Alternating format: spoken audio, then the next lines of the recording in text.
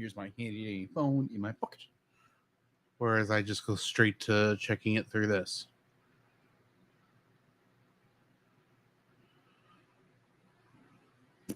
Not there yet. It on YouTube. says YouTube is live.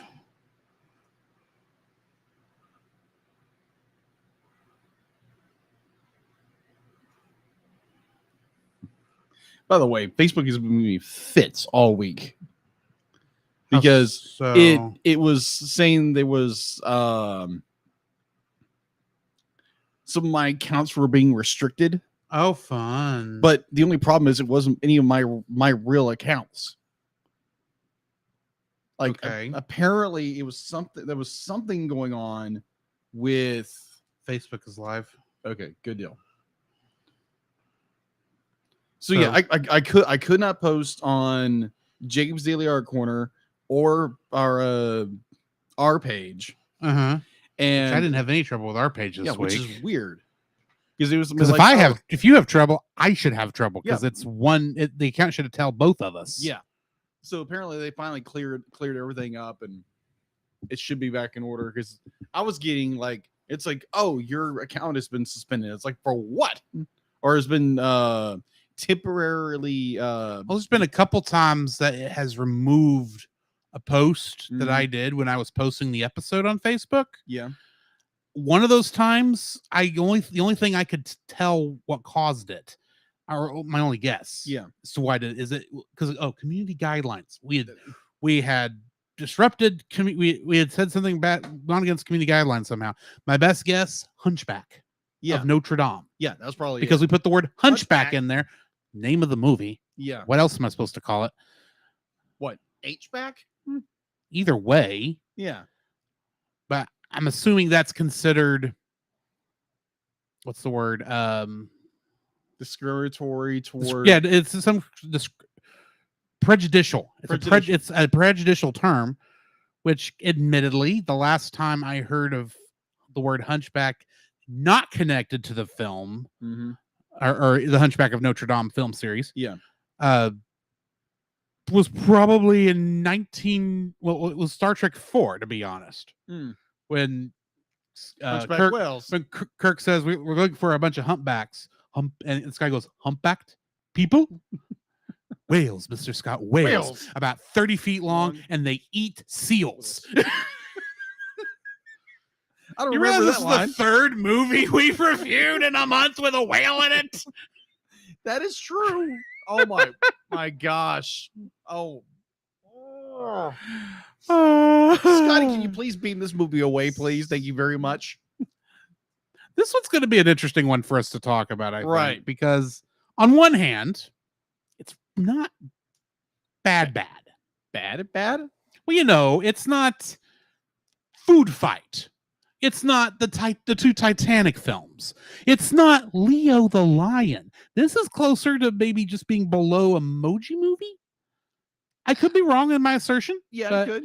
It just feels like this one's more of a lot of bad ideas. Yeah, agreed.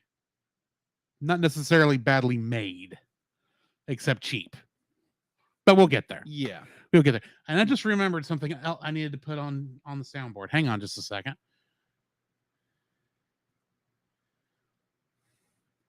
Because I'm going to want that.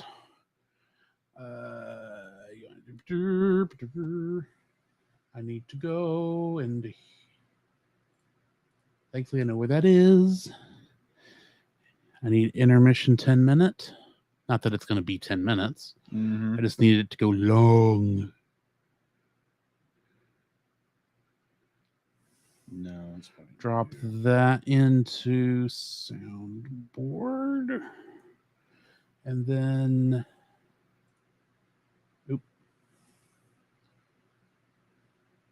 I need to find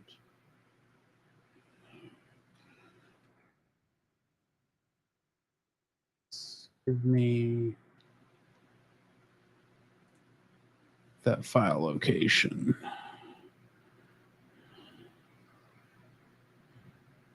I don't need the peaks file. I need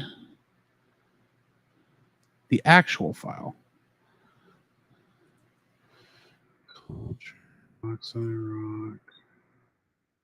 There it is. Okay, and then that move you into here. Things I figured out editing.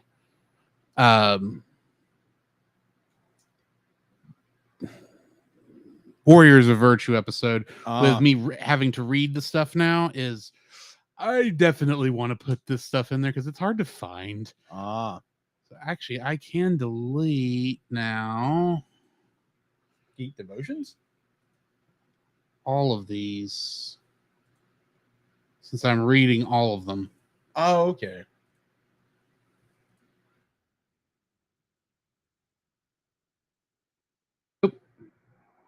Deleted the wrong line. Yeah, don't do that. Hi, guys. This is Jacob. This is Drew. And today, for Bad Movie Month, we are doing, as you probably saw in the title, a very accidental Christmas special or episode with Norm of the North and X-Men. Have yourself a Morlock little Christmas. Yeah, exactly. So this is an accidental, unintentional Christmas special in the middle of Bad Movie Month. Remind me. No, I'll probably remember this, but remind me when we get to X-Men to sing the title of the episode. Gotcha. So yeah, guys, like, have you seen Norm of the North? And if so, we apologize. Yes, exactly. We apologize profusely because every review I've ever seen of this movie, it is just like, I saw one, it was like, oh, okay, maybe he's being a little hyperbolic. And then you go to like Chris Stuckman, who's very well known for his reviews. And he did a review and it's absolute. He says it's garbage. Now, be like, we here at the Cellcast, it's like, okay, this is an animated film. We're going to give it worth a shot. We're going to be a little open-minded watching this. And we're doing it in Bad Movie Month, so it's not like we're expecting a lot out of it to begin with. Exactly.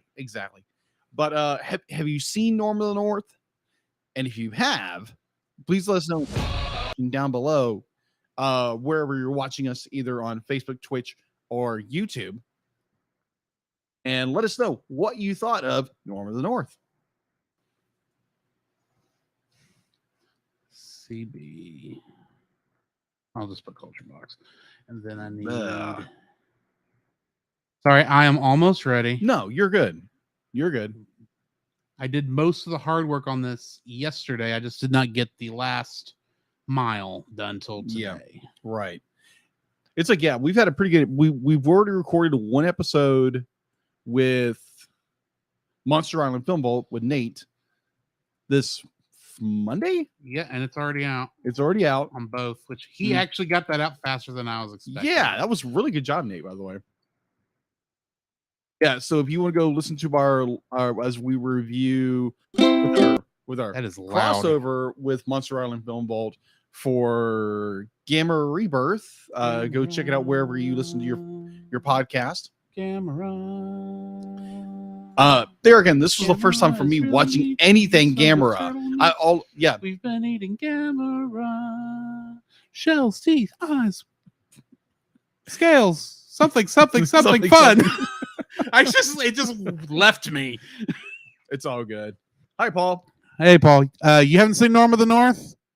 Good luck. Lucky you. Yeah, you're very lucky. Truly lucky you. Yeah, it's available on Netflix if you are any remotely interested in cringe kind of stuff or something that should have been in a dollar bin review, not put into theaters. That's what the worst part about this is. It was in theaters. It was in theaters, and doing the research, it actually made some money.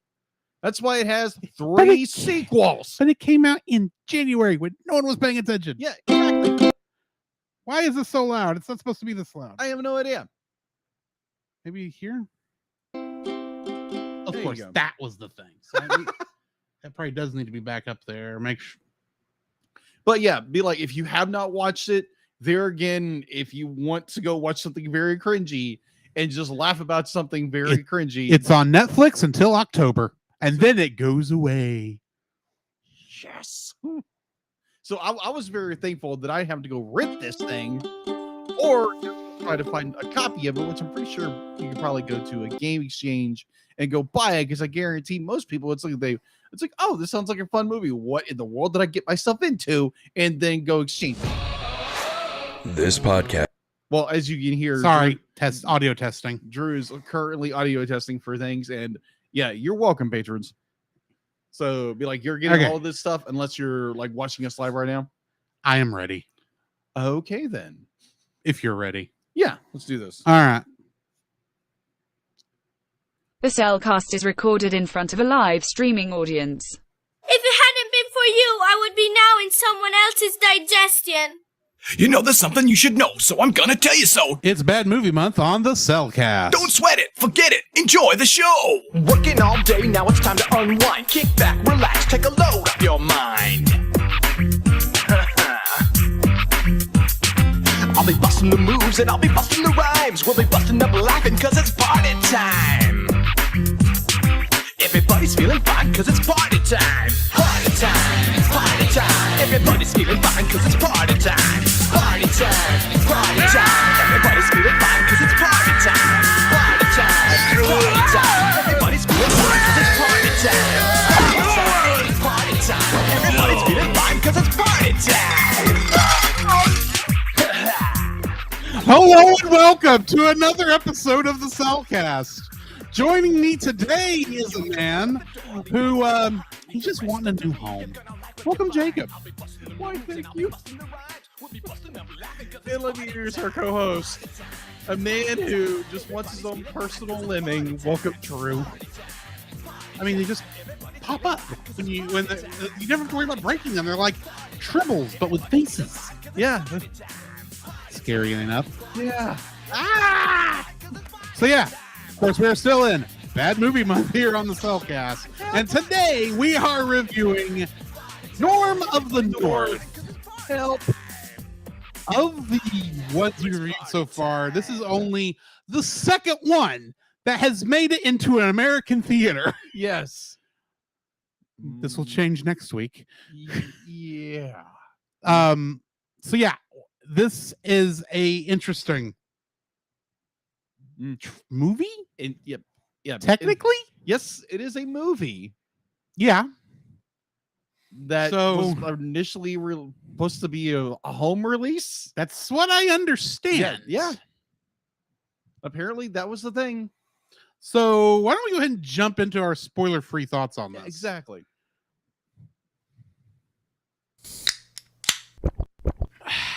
Certified fresh and spoiler-free. Yeah, this is my first viewing of this. I did not watch it when it came out because I saw the trailers and thought, what were they thinking? But I did not the one who put this one on the list. That was Jacob. That was me. He only got one movie on the list this year on Bad Movie Month. Not because of things, but we had guests and such. Yes. So we actually, both of us only really got one. Yeah, which is totally fine with me. But yeah, it's not horrendous. No, it's not. It is not Leo the Lion. Oh, dear Lord, it's not. In some ways, but it's still bad. In some ways, I don't think it's as bad as either Titanic film. In some ways. Ooh, those are interesting words. It's not even as bad as Food Fight. But it is very cheaply animated. Oh, so cheap. $16 million for a budget. Yeah. The story leaves a lot to be desired. Not that it's bad, but it's like it needs some work. And the comedy, they need an actual comedian to actually look over the script because I don't think they did. Yeah, it's so cringy.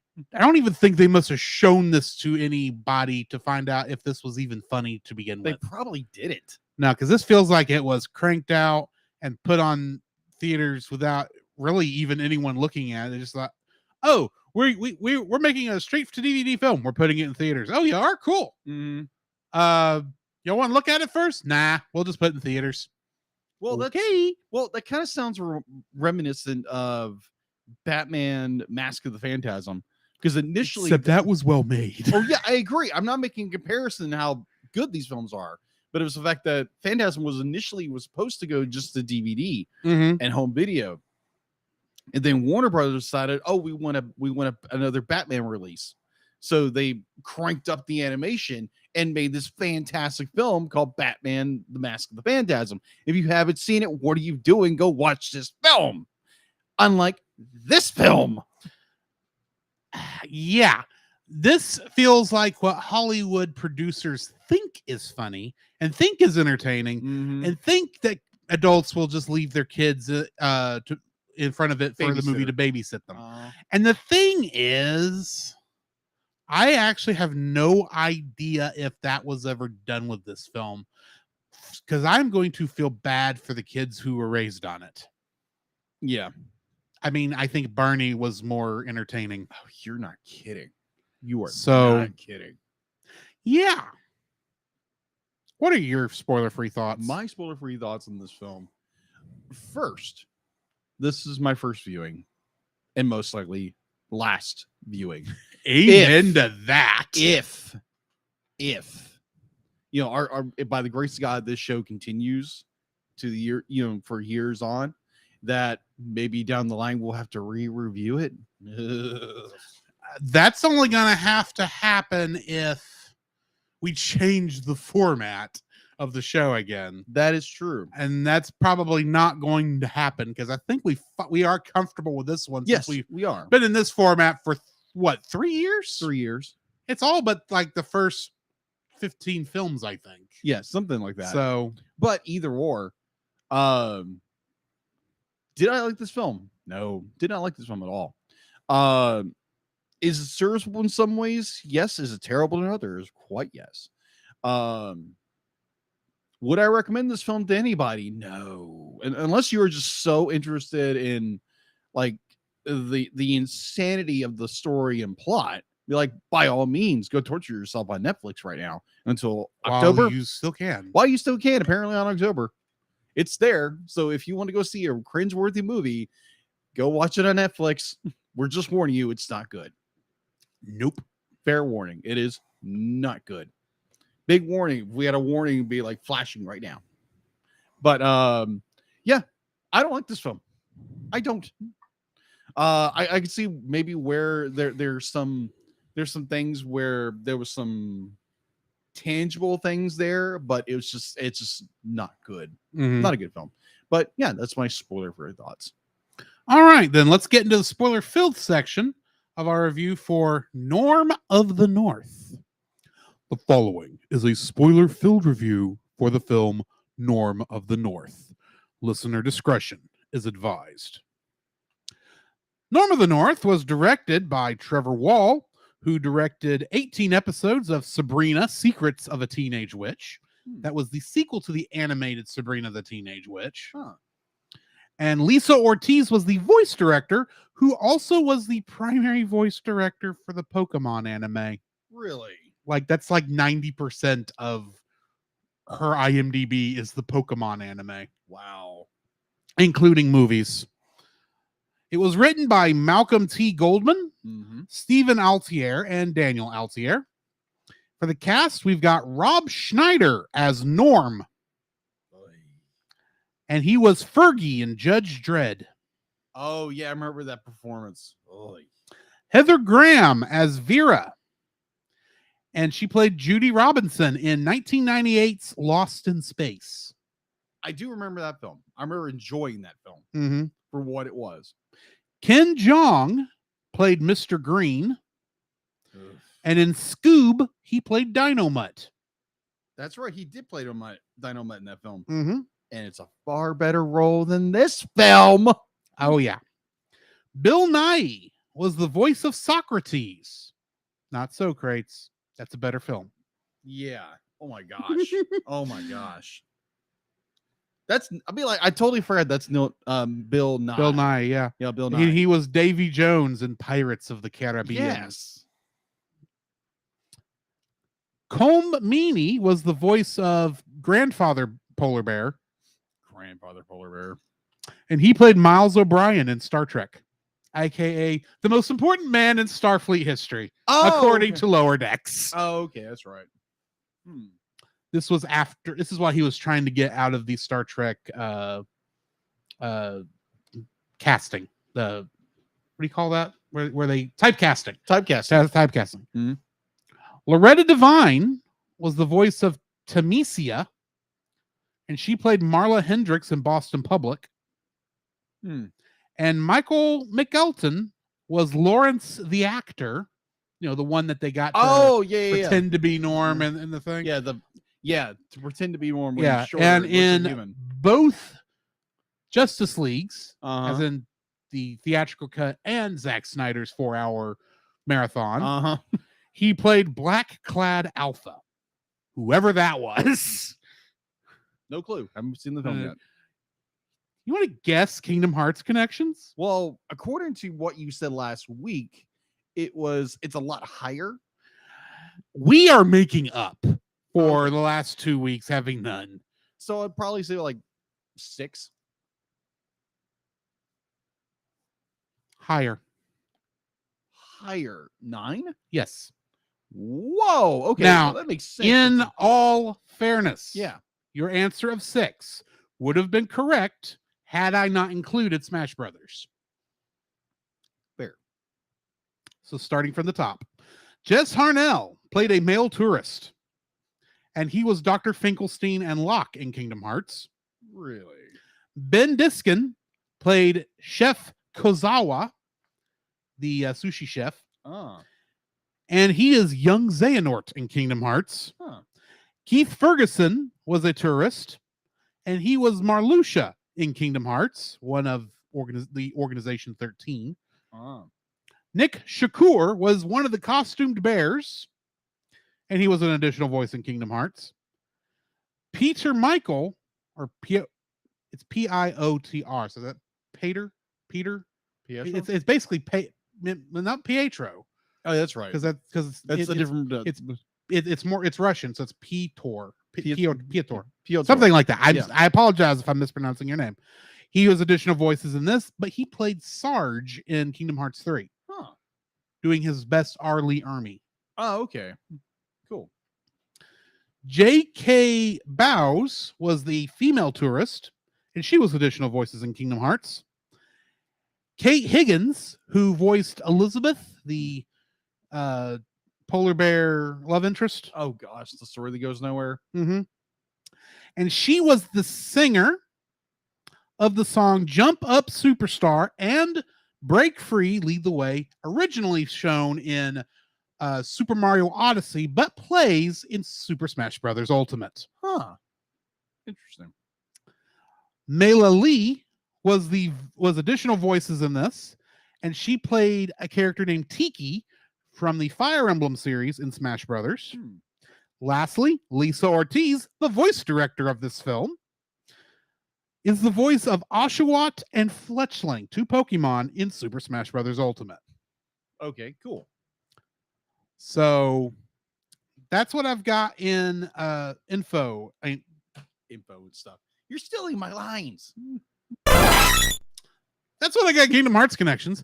What do we have in info and stuff? All right, so info and stuff. It has an IMDb score of 3.4 out of 10. It's available to watch currently on Netflix until October.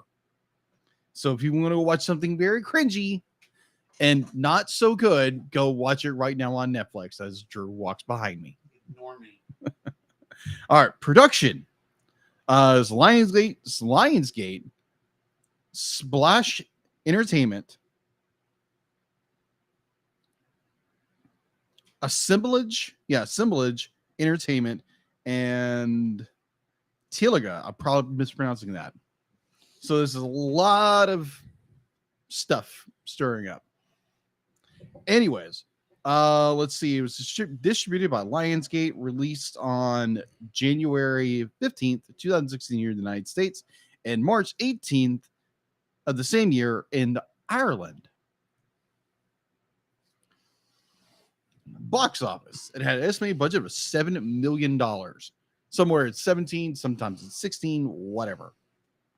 Its opening weekend here in the United States and Canada was $6.8 million on June 17th, Its U.S. gross and Canada gross was $17 million. Its international gross was over $330 million. So yeah, this movie that doesn't do very well, is not very well done at all, made some money. That's why it has 3 sequels. Well, it didn't take much investment. No, it didn't. Oh my gosh. All right, so getting into home release. Norm of the North. Yes, Norm of the North was released on DVD, Blu-ray, and digital HC on August 19th, 2016. I'm really glad you said that, because I was afraid you're going to say it was released in 4K, and I would have gone, why? No, just HD. It doesn't. This one doesn't need to be 4K. No, There's plus, not that have many you- pixels. And have you seen the backgrounds? Oh We'll get there. We'll get there. We'll get there when we get there, right? So, sequels. There are 3 of these things, people. 3! And there's 2 shorts. Of course, there's 2 shorts. There's 2 shorts. All right. Lionsgate's trying to milk this sour milk as far as it can go. It's like is it Illumination who does this? No, this is not Illumination. No. I'm not saying that. Be like, it's hold on. DreamWorks. This is not DreamWorks. I know that, but I'm referring to the reference they milk everything to death. Everybody. Well, that's true. Well, except Pixar. Pixar actually doesn't milk that much. As DreamWorks does. Yeah, DreamWorks. That's what I'm referring and to. Illumination. They've kind of with the Despicable Me Minions stuff, but that's it. Yeah, that's it. All right. So prior to the Blue Sky actually did a lot of milking with Ice Age. That's right. They did. That is right. All right. So prior to the official release of Norm of the North, 2 45-minute direct-to-DVD sequels were announced, titled Norm of the North, Back to the City, and Norm of the North, The Arctic All-Stars. On January 22nd, 2018, it was announced that production of a sequel published by Assembly Entertainment along with Splash Entertainment, Lionsgate, and DFG Family had begun.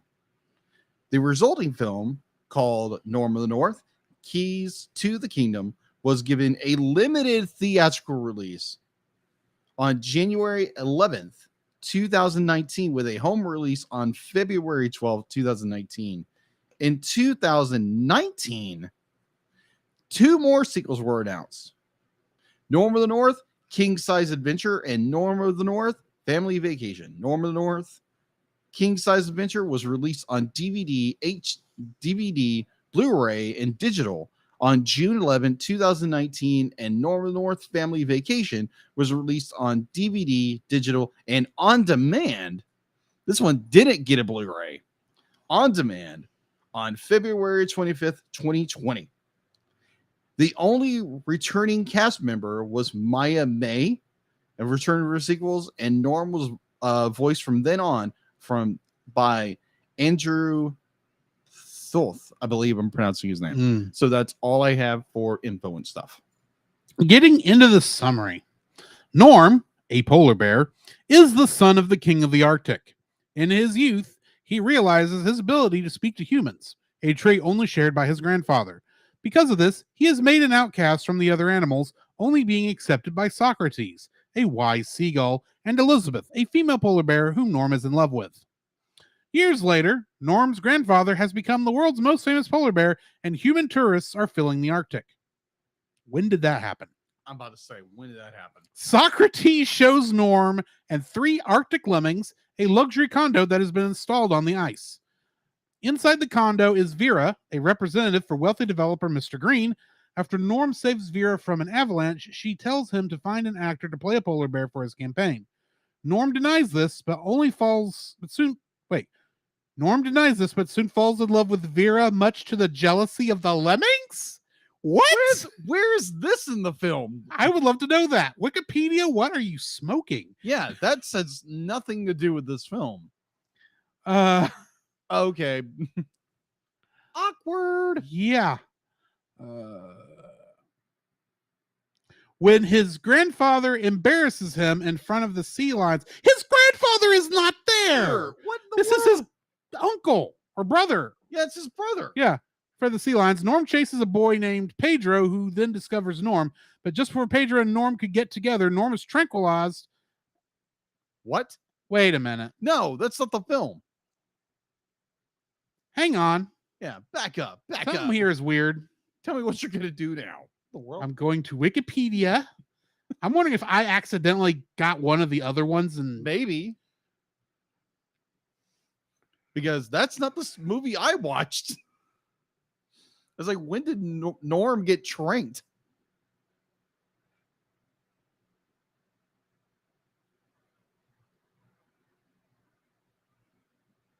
no, this is exactly what is listed in Wikipedia's thing. What in the So world? I'm going to continue reading this. Even though it's completely inaccurate. When his grandfather embarrasses him in front of the sea lions, Norm chases a boy named Pedro, who then discovers Norm. But just before Pedro and Norm could get together, Norm is tranquilized and taken away from the Arctic, leaving. That's not the movie we watched. All free service reviewer has come to New York City as well, but Lennox discover a filming studio and they go in. However, a man wearing. Norm manages regain. Who is Pedro? Exactly. Who is Pedro? This Pedro is playing a major role in this thing, according to this. In the city, Norm pretends to be an actor and auditions for Pedro's commercial and is taken to dinner by Vera. No, that's got to be like the sequel or something. It's got to be the sequel. Has to But be. it's on Norm of the North. This shows you how bad this film is. They can't even keep the Wikipedia article on it straight. Okay, so here's the one that's a little more. Yeah, give me accurate. IMDb's. IMDb's is when a real estate developer invades his Arctic home. Norm and his 3 lemming friends head to New York City, where Norm becomes the mascot of the corporation in an attempt to bring it down from the inside and protect his homeland. That sounds a little better. But who's Pedro? Yeah, there's Now I want to know who Pedro is. maybe watch the sequel. You know what's funny? Pedro's not even listed in the cast list below it. Somebody, I think, copied the wrong one over into Norm of the North. I think so. So now I am curious. Is there a link to a sequel on here? No, I don't think there is. Yeah, but there's 3 sequels, people. 3. Uno, dos, tres. So my guess is what happened here. Mm-hmm. I have no idea if this is true. My guess is there was another article for whatever number Norm of the North 2 was called. Mm-hmm. It had a much better. It had a thing, but they decided didn't make sense to have 2 Wikipedia articles for this franchise. So they tried to combine it, and someone put the wrong plot in the plot. Yeah. Or heck, even the one from Netflix is better. When a greedy developer wants to build condos in the Arctic, a polar bear by the name of Norm travels to New York City to find a way to save his peaceful homeland. either that, A little better. either that's what happened, or somebody has vandalized the Norm of the North Wikipedia article, and nobody's caught it until today. And I ain't changing it. So why don't we go into the trivia? How about that? Yeah, let's go into Trivia for this one. Chicago comedian Matt Byrne did a performance art piece claiming he directed this film until he received a cease and desist letter.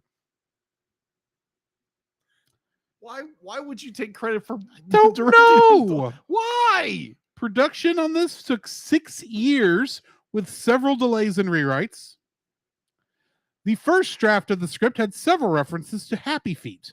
Studio execs worried the film was too similar and ordered the writers to rewrite the entire film. Surprise. Hold on. What?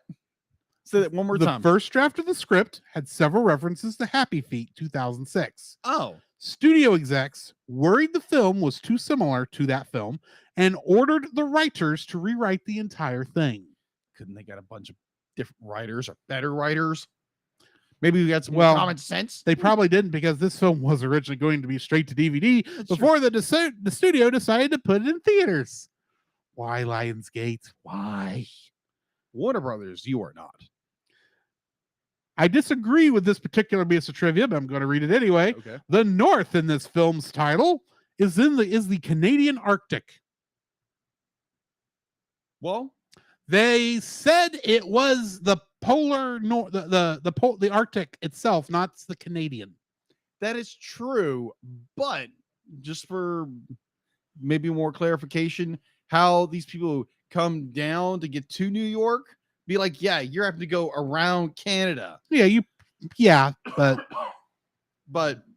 got to, but that's assuming you are coming down through Greenland. Mm-hmm.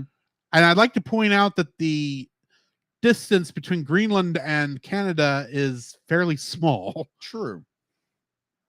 And only recently got an official border like in the last 2 years. Really? Yeah. We'll talk about that later. Gotcha. Rob Schneider's third time voice acting in a theatrical film after 8 Crazy Nights in 2002 and The Reef in 2006. Really? This is Bill Nye's 5th animated film after Flushed Away in 2006, Astro Boy in 2009, Rango in 2011, and Arthur Christmas, also in 2011. This is Ken Jeong's 5th animated film after Despicable Me in 2010, Despicable Me 2 in 2013, Turbo in 2013, and Penguins of Madagascar 2014. This film reunites Star Trek Deep Space Nine actors Colm Meaney, who was Chief Miles O'Brien on that show. Right. And Salome Jens. I didn't catch who she played in Norm except for maybe additional voices. But in Star Trek Deep Space Nine, she was the leader of the female. Well, she was the female changeling, is how she's credited. Okay. But for those who don't know who that is, that was basically the leader of the Dominion, who the Federation was in a war with for the last 4 seasons of that show. So, main villain? Maybe. Maybe. But that's all I've got in trivia. Do you have a like for this film? I do actually. Okay. What is your like for this film? Okay. My first like, it concluded. I'll be like, I'm watching this film and being so bored from its lackluster storytelling and animation, the whole enchilada. They're like, this movie is not funny at all. It's supposed to be funny. It's not.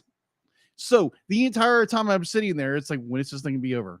And it finally concludes. I'm like, it's over. I can go watch something else. So that's like, it ended.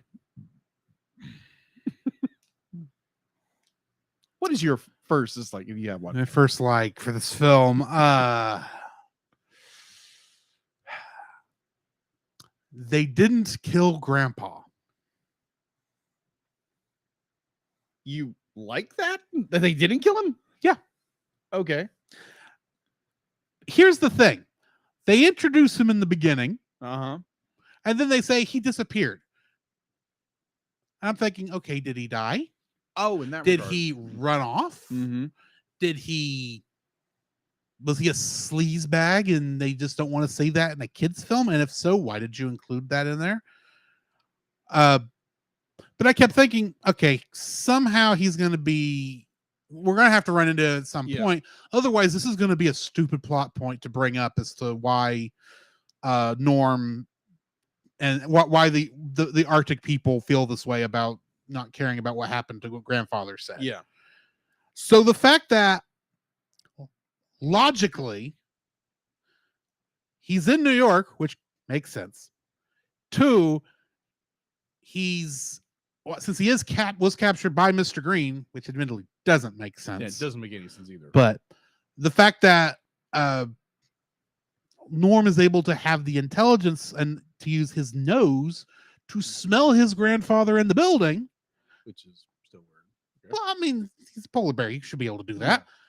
That at least logically made sense. Okay. And the fact that Norm's grandfather sent the message back through the lemmings, do not save me. Be a king because you're the one who's going to be king. He didn't beg. He didn't do anything crazy. He was like, go do your job. And then if you got time, come take care of me. Otherwise, I will see you in the afterlife. Basically. Yeah. So it's like, they didn't kill him, and he actually, and there wasn't this whole thing. It's like, I gotta save my grandpa. There was that at one point, but it was not it was never this point where it's like, I've got to pick one between the other. The actual plan that involved getting grandpa was because Norm needed another polar bear to do something. Pretty much. That was it. And it's like, kind of a dumb plot. It's a dumb plot point, but it's like, okay, yeah, actually, I appreciated that. If you have this character in there and you're gonna put him in New York and have him captured by Mr. Green, it doesn't take the whole movie for you to stupidly realize that the main villain of this thing is the one who's got your grandpa. Yeah. So Norm had some intelligence. Some. If you can see this. Some. Yes. You have any other likes? I would say my number 2 would be like, there's some talent behind what was going on. Yes. Some talent. Be like, you can tell where like they're trying to do their best with their little budget, but it's not very well. It's not great. That's because this is a film that took first takes and didn't take any others. Apparently, but like you can see like there are some talent behind things, but it's just squandered beyond belief. But yeah, you can see some talent. You can see a glimmer. Be like, you get a crack in the fissure. It's just like you can just see it, just a little bit. You know, it's like the Monkey King stuck in the rock. You can see him, but he can't get out. Right. Yeah. I followed that reference. Good. I don't have another like. Oh, okay. So let's get into because you kind of covered my second one, which was, there is some talent here. It's not like the last couple where it's like they hired some people who were walking past the building. Yeah, that's true. Actually, that's not fair to say of Warriors of Virtue. I just realized it's like, no, there were good actors there. It's just they were on something. It was be like, we have to make a Power Rangers Ninja Turtles film with kangaroos. Not very well done either. That's for some reason references a Quentin Tarantino film. True. That was a Quentin Tarantino film, The Warriors, right? I don't know. Where he says, Warriors, come out and play. I don't remember. Because that's from another movie. Yes, that is. And I remember hearing it in that film and going, y'all are making that reference here? That wasn't a kid's film. Anyway. Yeah. Enough about Warriors. And Warriors of Virtue. Yeah. I don't have. That's pretty much the end of my likes. What is your first dislike? My first dislike, it is poor storytelling. Extremely poor storytelling. Be like, you have so many plot holes that are just in this movie that they set up and they use nothing with. One, the love interest, they set that up, goes nowhere. You have oh my gosh, how the Norm's friend, his human female friend wants Vera.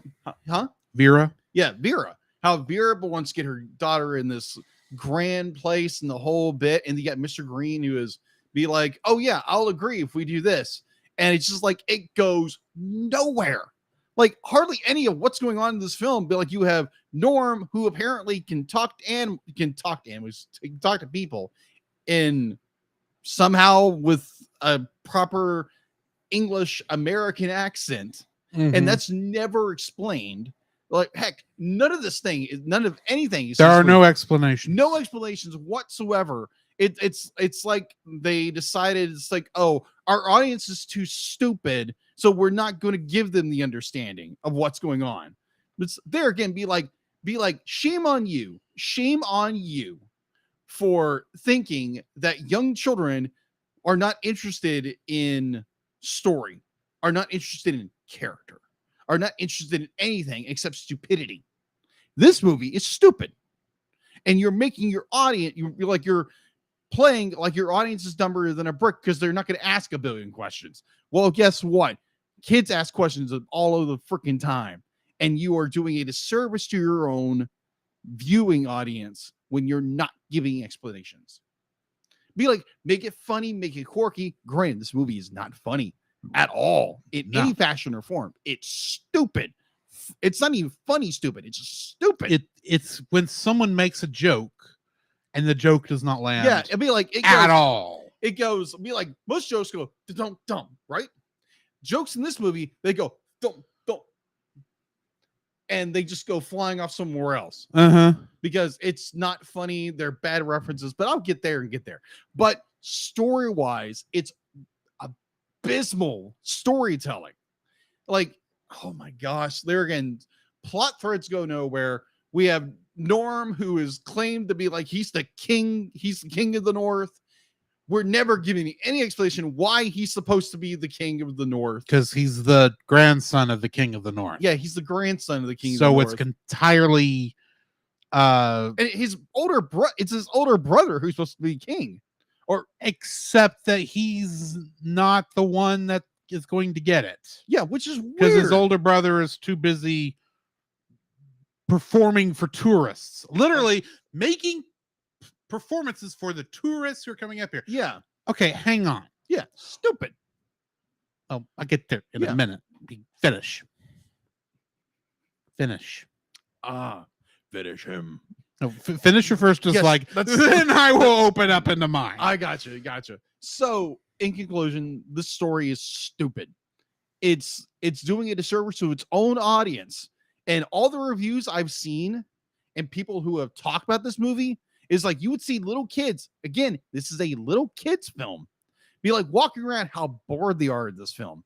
If your audience is bored with the movie, how do you think the adults are going to feel about your film? Now, granted, understanding this is supposed to be it was supposed to be a direct video film. But then they decided to be like, oh, yeah, this will do great in theaters. What were you thinking? But overall, this actually worries me if we ever do any other these straight to DVD toy films. Oh gosh, that have come up in the last 15 years. Cringe the moment. But this is a terrible story. Be like, the storytelling is abysmal. Like, one, you have Norm, who is he wants to save the Arctic. He wants to save his home. Fair. He wants to save his world. Fine. And so what he does, he goes to New York to audition for the commercial for the condos to go work for the guy who's going to. And here's the thing. Be like, one, the corporation where Mr. Green works, be like, their approval rating was 3. Was a 3. And so if Norm would have done nothing, it would have never happened. So Norm going to New York, getting the audition, becoming the mascot of this company, and causing its ratings to go up, where they get funding for it. They get funding for this thing. And they're like, and now everything that's going on, everything that's gone wrong is Norm's fault because he decided to leave. Yeah. For no reason. Excuse me. But like, it's so stupid. It's like, one, why in the world would you put condos in the Arctic? I know it's a stupid plot idea, but there again, even one of the characters does say this is a stupid idea. I agree with the character. Like, a lot of characters say this is a stupid idea. Yeah. So the entire premise of the film could have been Norm knows all this information beforehand. And there again, it's only a plot to figure out where the grandfather is and why in the world is he with Mr. Green. We're never explained. All except be like, oh, I had a run-in with a nasty polar bear. And apparently the people in New York are too stupid to realize that this is an actual polar bear, which he doesn't look like a polar bear. He looks like a white dog. Because here's another thing. So you have the polar bears from the Coca-Cola commercials, right? I wish. They look all nice and cute and fluffy. They're appealing to look at. Then you have Norm of the North. I would like to point out that the Coca-Cola polar bears were animated in the early 90s. Yes! And look computer animated. Yeah! When the technology was still bad. Now, granted, they were animated a lot of times over the years, but but the first commercials. Yes. I actually got to look that date up. But When did the Coca-Cola polar bears get announced? Because I know it was a while because my mama has been collecting the things for a while. But overall, be like, this story makes no sense. It's a terrible story. Be like, the story could have been that Mr. Green, Mr. Green decides to be like, he wants to make condos. He doesn't have the he doesn't be like, he can't make them because he doesn't have the approval ratings. So all he had to do is give Norm that information, and Norm never leaves the Arctic. Story over. Be like, none of this happens. But then Norm just decides that, because the stupid seagull decides to be like, you need to go audition for this. Why? It's stupid. So the Coca-Cola polar bears. Yes.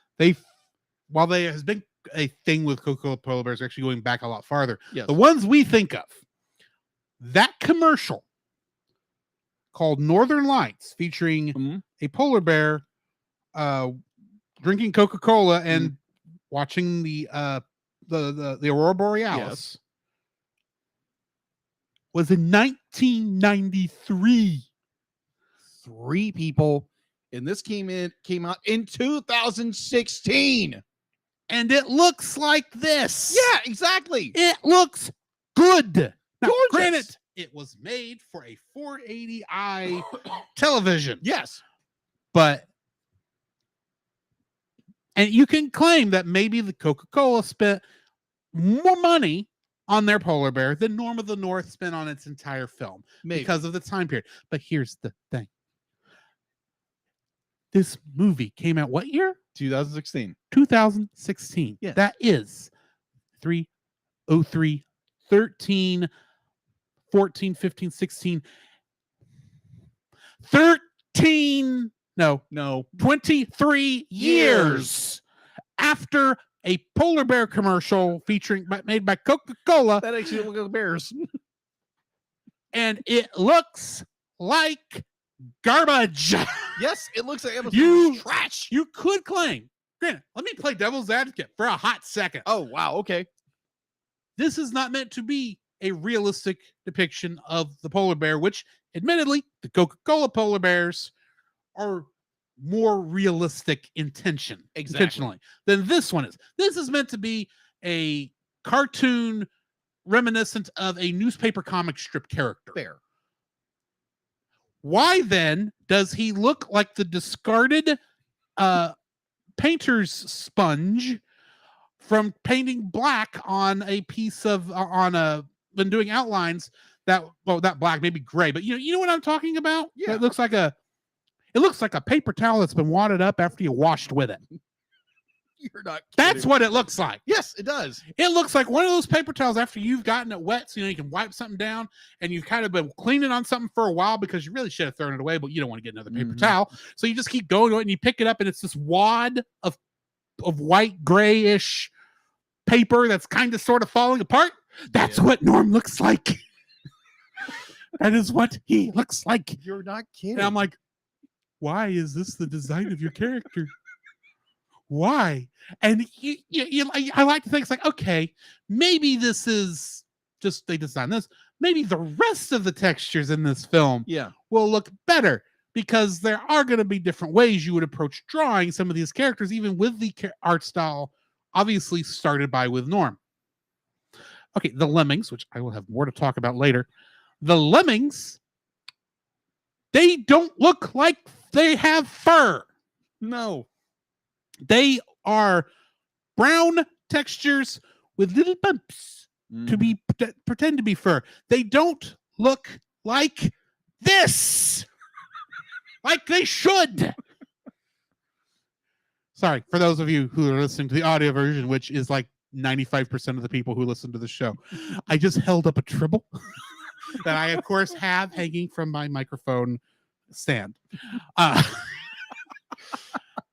The humans. Granted, I said, this is supposed to be character newspaper-esque design.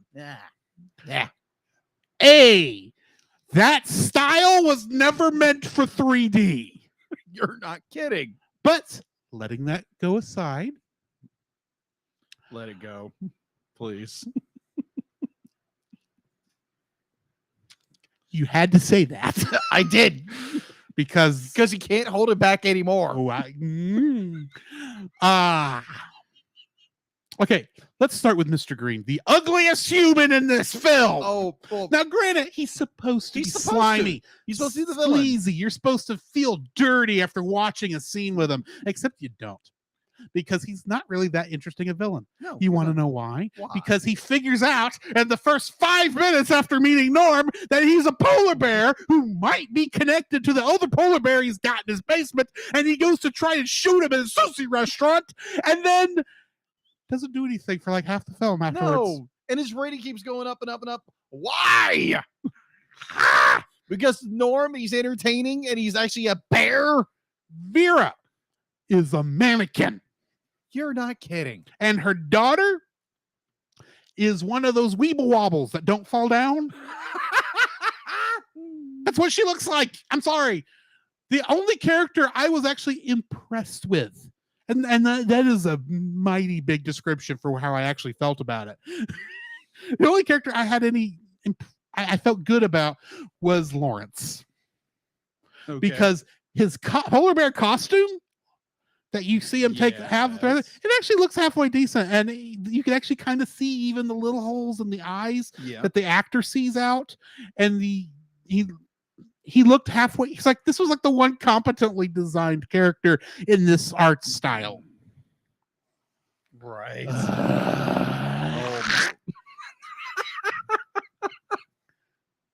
This is an ugly film. I didn't even talk about the stupid pelican Socrates, who looks like he was designed to be played by John Oliver. You know who I'm talking about? John Oliver? John Oliver. Who's that? He was the correspondent on The Daily Show with Jon Stewart back in the day. Okay. And now he has a show on on Max. Used to be HBO Max. That's basically The Daily Show, but it's him doing it. Mm-hmm. That's who this guy looks like, because it's like the stereotypical British person. He's the guy who played Zazu in the 3D Lion King. Oh, that guy. Okay, got it. It looks like they designed this pelican to be played by him because he looks like a caricature of John Oliver. Okay. And then they couldn't get John Oliver to do it, so they got somebody else. I can't think of who it was now.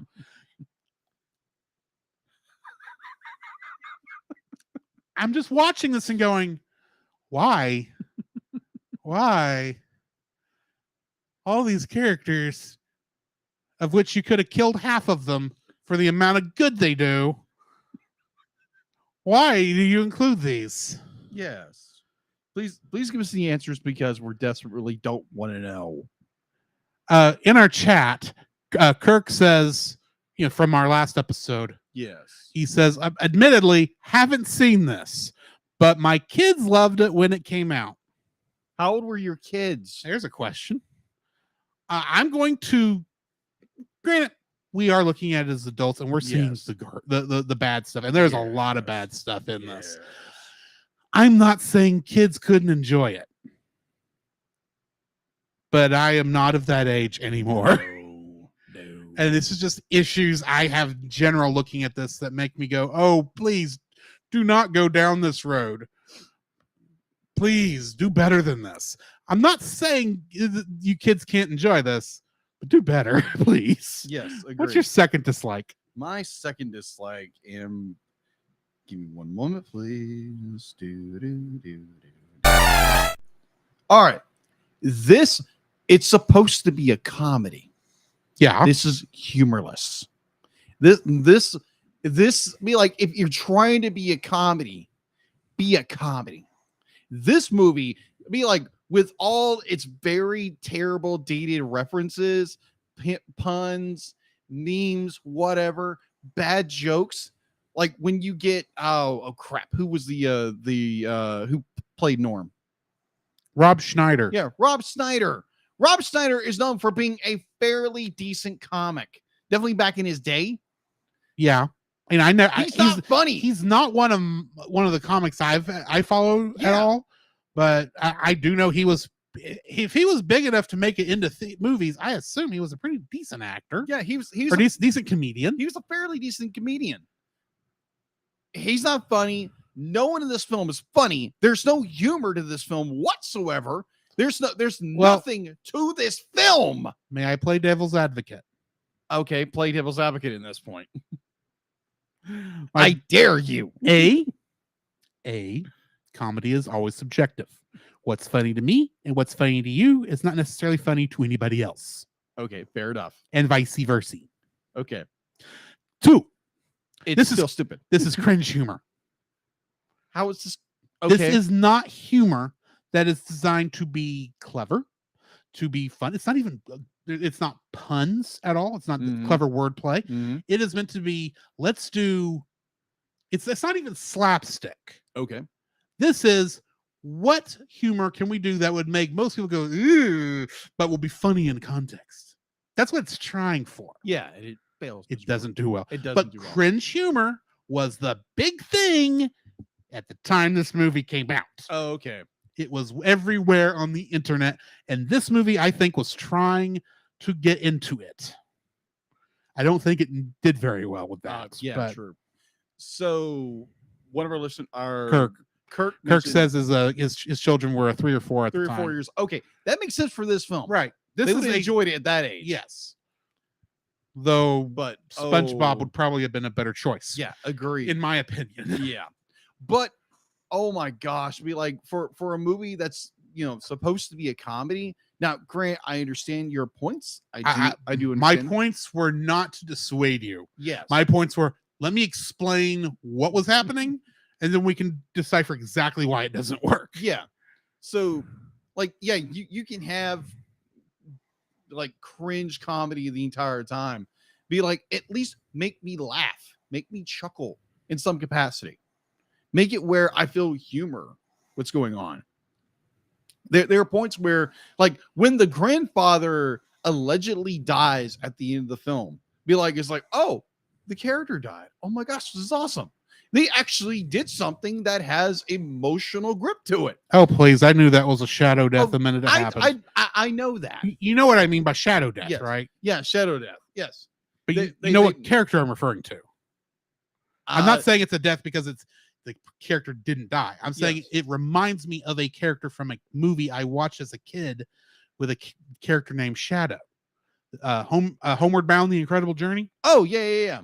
At the end of that film, there is a part where you are convinced Shadow is dead. Oh, yeah. Because he can't get up out of the hole. True. And there's no way the dog and cat can tell the humans where Shadow is. Yeah. And then at the last minute, Shadow comes over the hill, obviously injured, but he worked his way out there. And they do the whole run thing and all that kind of stuff. And that's a powerful moment in that film. It is. That's what they're trying to do here. And it's except, no, it didn't work. It's abysmal execution. Because we knew it was coming. We knew it was coming. There was not that tug at the heartstrings. I didn't even care when he fell off the stupid boat. Yeah. Because I watched it and I was like, oh, they killed my grandfather off. Cool. I hope he stays dead. He didn't. And there again, the comedy, going back to my point, the comedy in this movie it's either supposed to make you cringe, which it does in some ways. But it's not funny cringe. It's not funny cringe. It's just oh my gosh, that is terrible. That was a terrible execution. And then I get into the lemmings. Hang on before you get into lemmings, because that is my second dislike. The lemmings are trying to be minions. They are. And failing. Miserable. Because here's the thing. Minions are actually funny. Yes, they are. They are overplayed in their films. Yeah, we've already reviewed 2 of their films. But they are not usually the thing. They at least have funny moments. They elicit chuckles and laughs. Mm-hmm. Here, first off, let me touch on the most overplayed joke in this film involving the lemmings. Oh gosh, no. The fact that the lemmings are indestructible.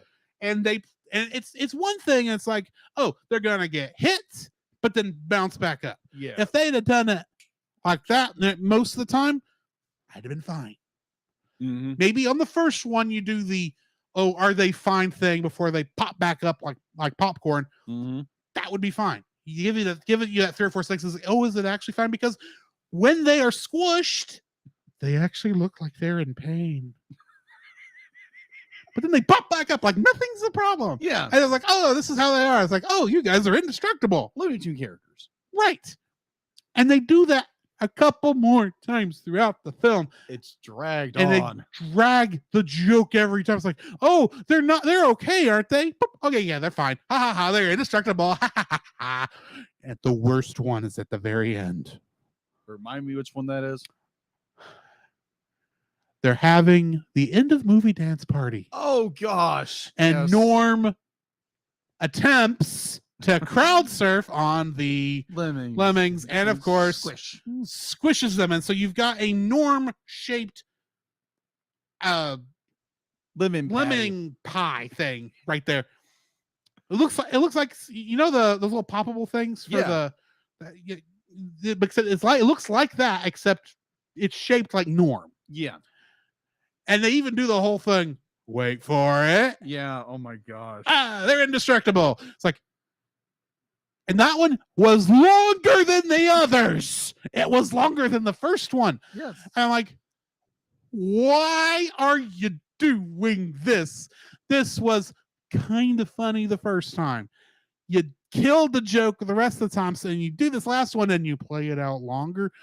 Are you trying to make us think, oh, maybe the lemmings aren't indestructible? Maybe Norm finally killed some lemmings.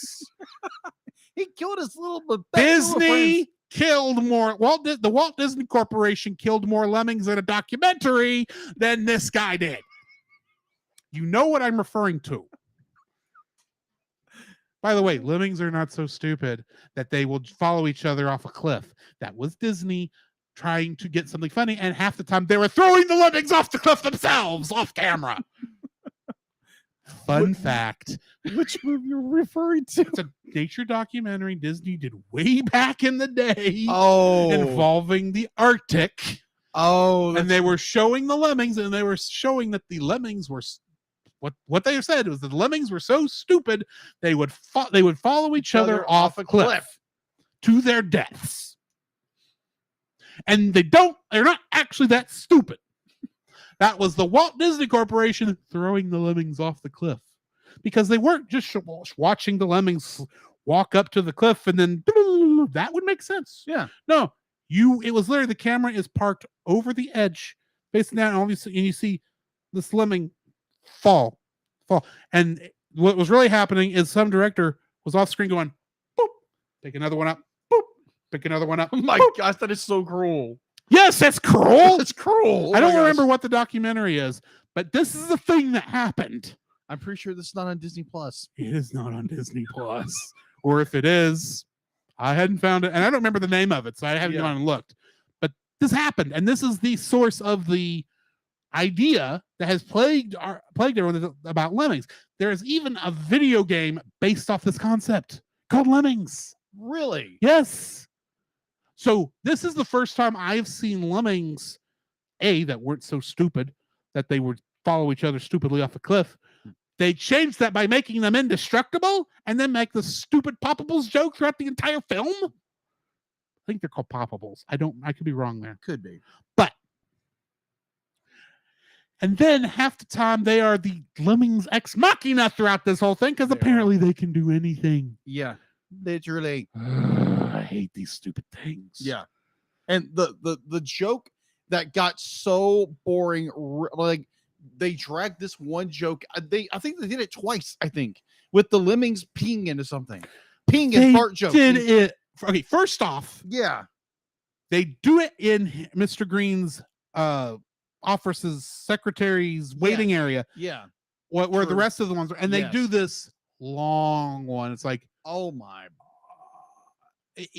It's one of those things where if they had done it short, I wouldn't have liked it, admittedly, but I could have at least stood it better, but it kept. They just dragged it out more and more. Going. And at one point you're going, are we gonna Are we finish? done? Yeah. Is this supposed to be funny? I know you're supposed to be trying to make it awkward, and maybe that would work, but no, this is not funny.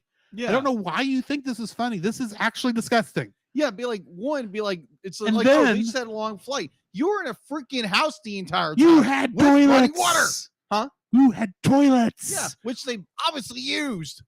So why are you making Two. this joke about And they they do have to it- hold it? And they do it again when they pee on the little tree later on in his office. Oh, 5 God. seconds after this. Yeah. Why? It was not that funny to begin with. Why did you repeat this joke? Because they think they're funny and they're not. It wasn't a funny film. It was trying to be a certain type of humor, and it failed. It miserably. failed miserably. Miserably. What is your third dislike? Because you've already done yours. Yeah, I kind of jumped in on yours Yours. because it was also my second. Yes. So Okay. Design and execution. Poor design and execution. So here's why. yes, Norm is still alive. He wasn't executed very well. Execute him. Finish him. Execute order. Get over here. Sub-Zero wins. That would have been a better conclusion to this film. Yes.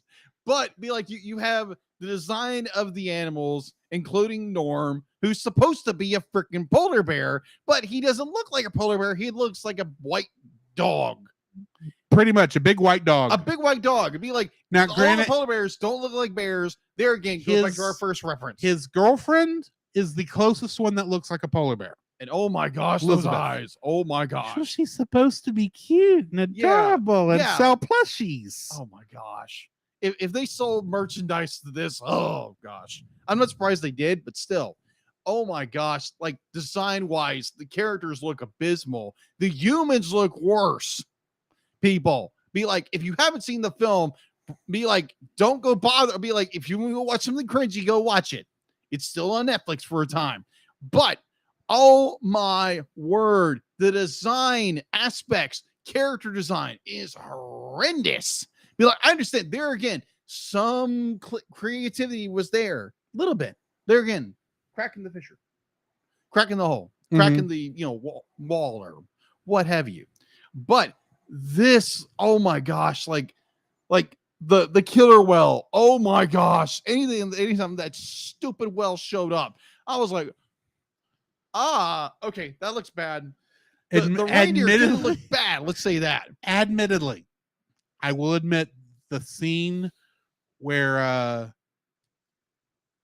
the killer whale shows up and he's doing the dancing in the thing, and the other says, "How many times have I told you this is not Orlando? This is the Arctic." And the whale stops and thinks like, "Okay, what am I gonna do?" He sees the seal and he eats them. That got me a giggle. That was actually That funny. was funny. That was actually funny. I was So like- this movie actually had one giggle, It had one joke. one joke, That worked. and it was actually funny. It was crap. Otherwise, going back to the design, the background's so simple. They're even in focus most of the time. They're Well- out of focus. They're blurred. The whole inch. I'm like, what in the world's going on? Let me Char- let me refine that. Okay. It's not that they're just out of focus. It's that they're out of focus when they should be in focus. Exactly. Because they're poorly made and they were trying to distract you from them existing. Yes, exactly. And imagine if they had this in HD. Oh my gosh. But yeah, Wait, we were watching it in HD. we were that's right. We were watching in HD. Imagine dear. 4K Oh my gosh. or worse, Where's the bleach? 8K. Bleach in my eyes. Thank you very much. This Be was put in a theater and it would have been at 8K. oh my gosh. Scary, people. Scary. Like, yes, never release this film ever again in theaters if you know what's good for you. To quote Rick Moranis in Spaceballs, never show this again, ever. So yeah, the character design, backgrounds, models, the whole enchilada. Like, oh my gosh, what were they thinking? There again, understanding this was supposed to be a direct-to-video movie Yes. that they decided to throw it in the theaters for some stupid reason. Now, granted, the movie made money. I don't know how. It made money on its Taking- DVD release. How? It made money because people took their kids to the theater so they didn't have to be at home in the middle of winter. That's true. That's why it made money. That makes sense. And But their still, other choices why? that would have been out at that time would probably have been Oscar bait, True. which no kid wants to watch. That is true.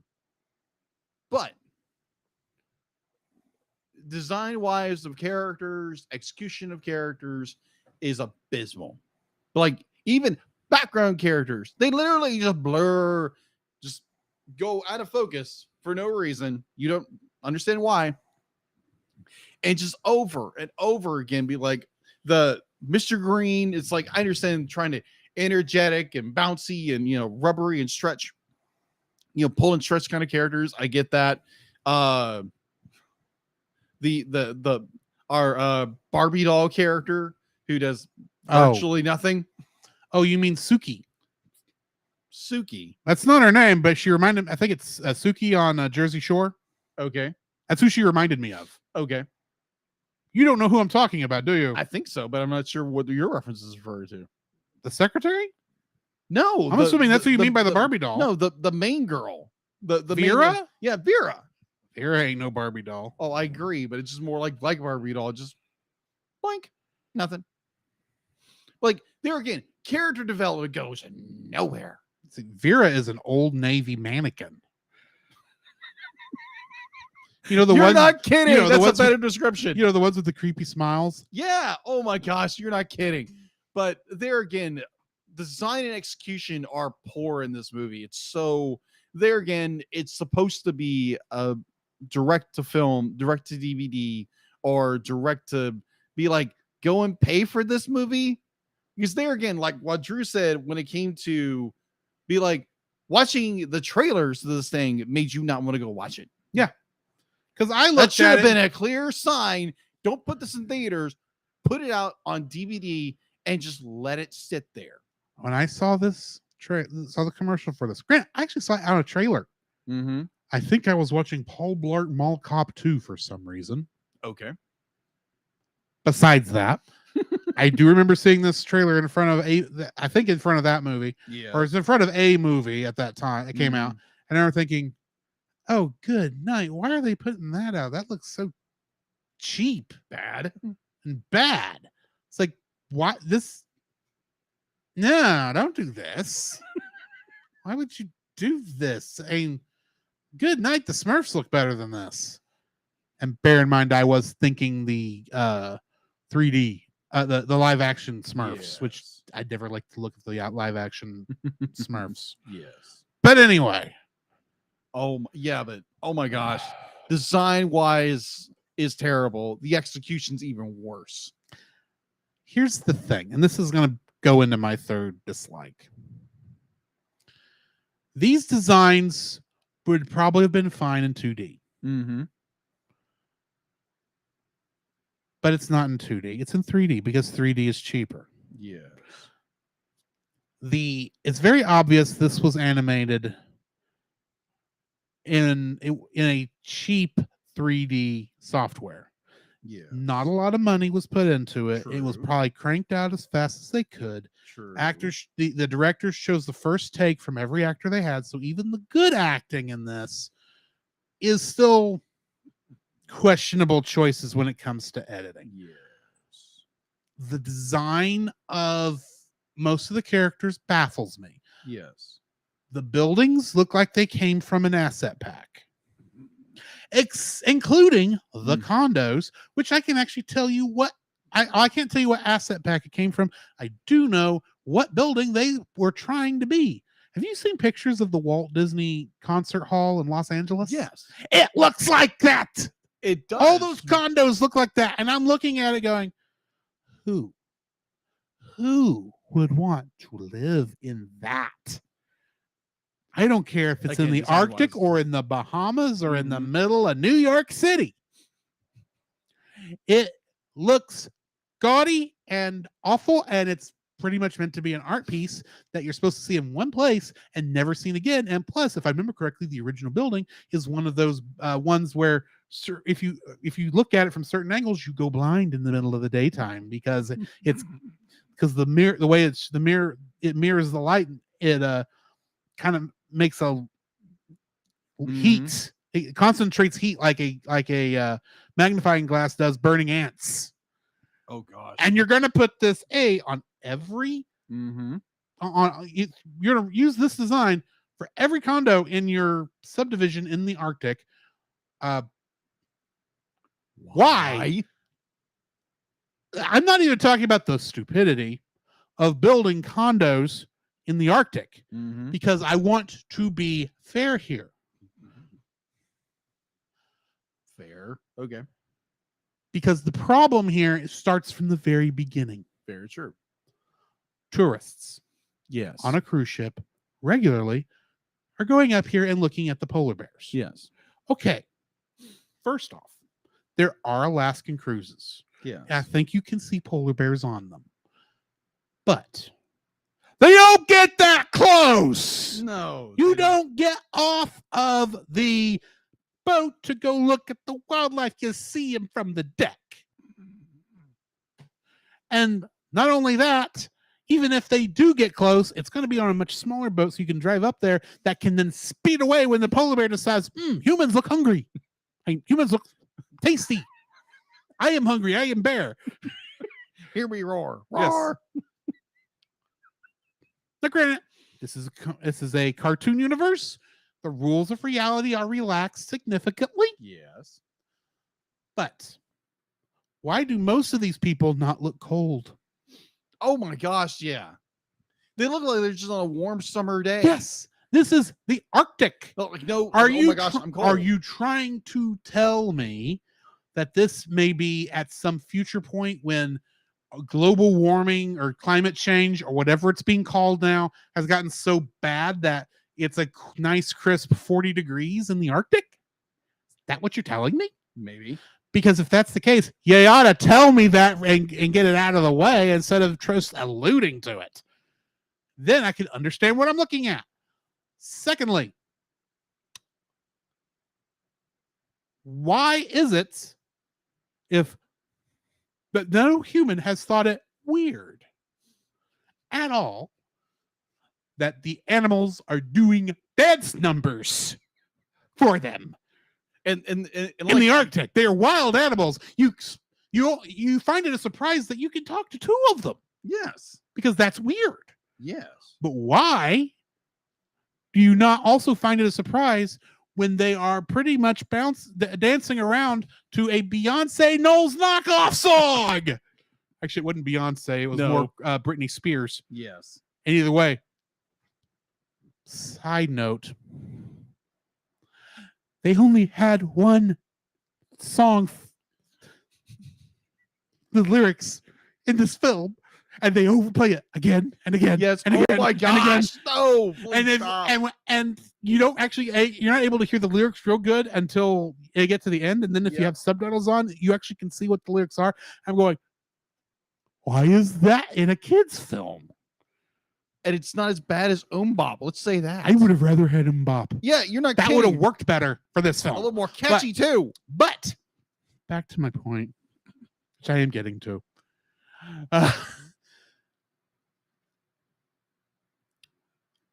No human in this film, for the most part, believes that Norm is an actual polar bear. Which makes no sense. And the only reason they don't think he's a polar bear is because he can talk. They think his costume is that good. Now, granted, in universe, not to us, obviously, but in universe, they ought to know what a polar bear looks like. You would think. And you ought to be able to spot a polar bear at a distance. And if it does anything that does not polar bear-esque, then it's probably not a polar bear. And you want to know what Norm does throughout this film? He acts like a polar bear. He talks like a polar bear. He moves like a polar bear. The way the polar bears do it. And you think maybe, you're looking too much into it. The people in the costumes who Norm is trying to beat are obviously not polar bears, but they are, that people can tell that they're not polar bears, but they can't tell Norm is. And Norm is acting realistically in universe as way polar bears would, to the point where it scares the living daylights out of Mr. Green 3 times before Mr. Green decides, oh, I'm going to trank him up in the sushi restaurant. Yes. This. Okay. Then your point about the fact that the way he's going to save the Arctic is by selling the Arctic. Now, throw away the fact that it's dumb to build homes in the Arctic anyway, because they kind of at least explain that we don't care if people want to live up there or not. We're just trying to sell them on the idea, because we know nobody's going to want to do it. We're just trying to get money. And of course, the head of the Polar Council is in on this. And it's like, if you're the head of the Polar Council, why do you need the approval rating to go up? Just let him do it, and you'll get your money. That's how the real world works. Half the time, they don't care how the public reaction feels about screwing over the environment. They just do it.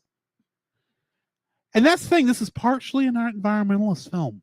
Yeah, exactly. Partially. If it had been a full-on environmentalist film, save the Arctic, don't let the polar bears lose their homes. If they had stuck on that, I actually think this film would be better. Yeah, I agree. But it doesn't stick with that. It does all this other stuff. It has this one idea and it goes that way. It has one idea against it. And all of the plot lines in this film, all 15 of them, which I may be exaggerating how many there are. Just a little. Don't make any sense. Case in point, the climax of this film. Gosh. Okay. Norm at this point is famous. He has gotten the approval rating up there to the point where it's just as he's about to actually give his impassioned speech about don't let Mr. Green build his condos. And my thing, Mr. Green plays a recording that because people in this movie are stupid. Yes, very stupid. Plays this recording of that's obviously words Norm has said, played in a certain order, but obviously not said in that order originally, over a loudspeaker in a blimp. And people go, oh yeah, that's what let them build the stuff in the Arctic. Yeah.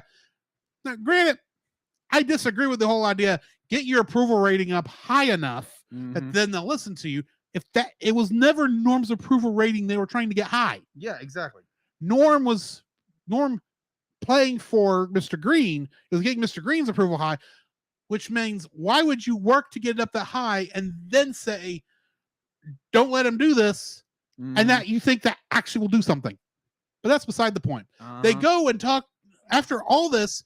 Norm's feeling not disheveled, but down. Yeah. That, he did all this work and it's all for naught, which I could have told you. Could have told you that. Yeah. I mean, let's face it. Olympia, which is the daughter. Yeah. She's the smartest person in this film. Yeah. And it's not because she's especially intelligent. It's because she's smarter than everybody else in this film because everyone else is stupid. True. But he feels bad that now her and her mother Vera are now going to have to, he's still got to do his thing, but it's going to put them in a bad position. He goes and talks to the investors who he happens to find in a limousine going through New York. Just so happen to know, sees them. It was the only limousine. Yeah. The only limousine in New York. He jumps into the car. They're initially smooth to go, oh, we know who you are. You're Norm of the North. And he roars at them. It's like, okay. And then explains, and then off screen tells them the whole thing, the whole bit, what he's doing there, why he did what he did, how Mr. Green is technically still going against the rules. These are the investments who are supposed to be investing in these condos to get them built. And they only agreed to do this if the Polar Council gave their approval. Technically, they haven't signed the documents yet. Right. He talks to them. He convinces them not only to not support Mr. Green, but to hire Vera and put in a good word at the school Olympia wants to go to, so she'll go to it to clear out that part of the plot line.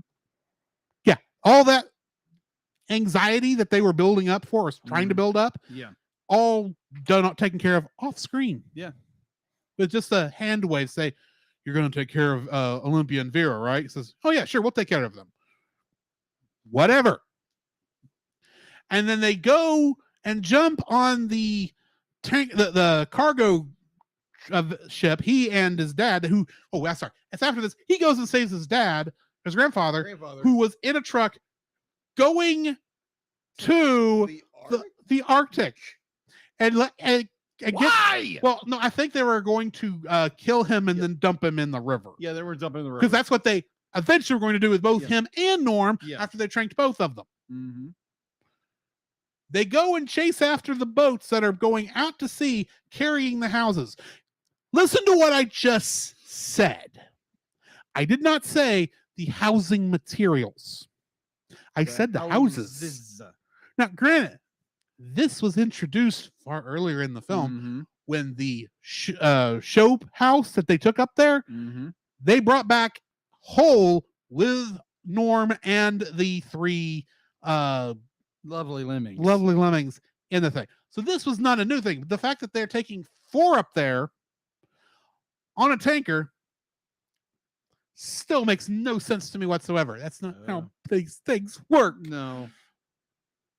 And Norm and his grandfather wait until they're out in the middle of the ocean, like I assume close enough to the Arctic so that they could swim there, but not close enough that the ship can land and let the things go, because if the ship gets to the Arctic, this is how they worded it, the ship gets to the Arctic, not if the ship unloads its stuff, not if the houses get unloaded. It's if the ship gets to the Arctic, the investors will have to pay whether the council approved it or not. Right.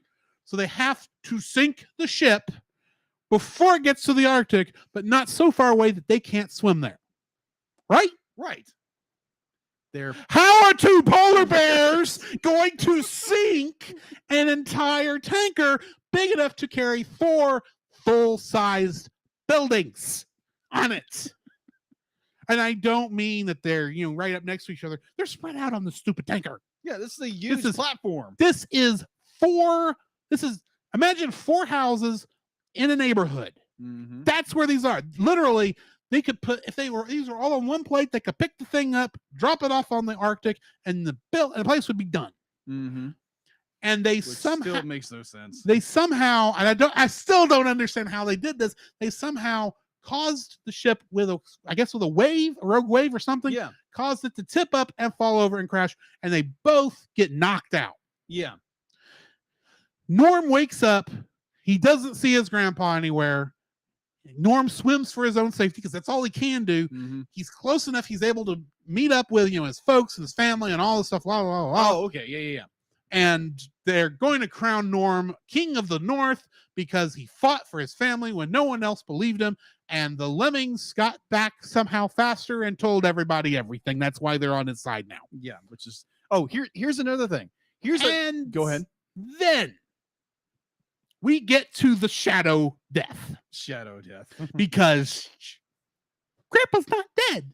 Yeah. He walks back up and says, "Oh, you can't do this without me now." It's like, "Oh, Grandpa, you're still alive."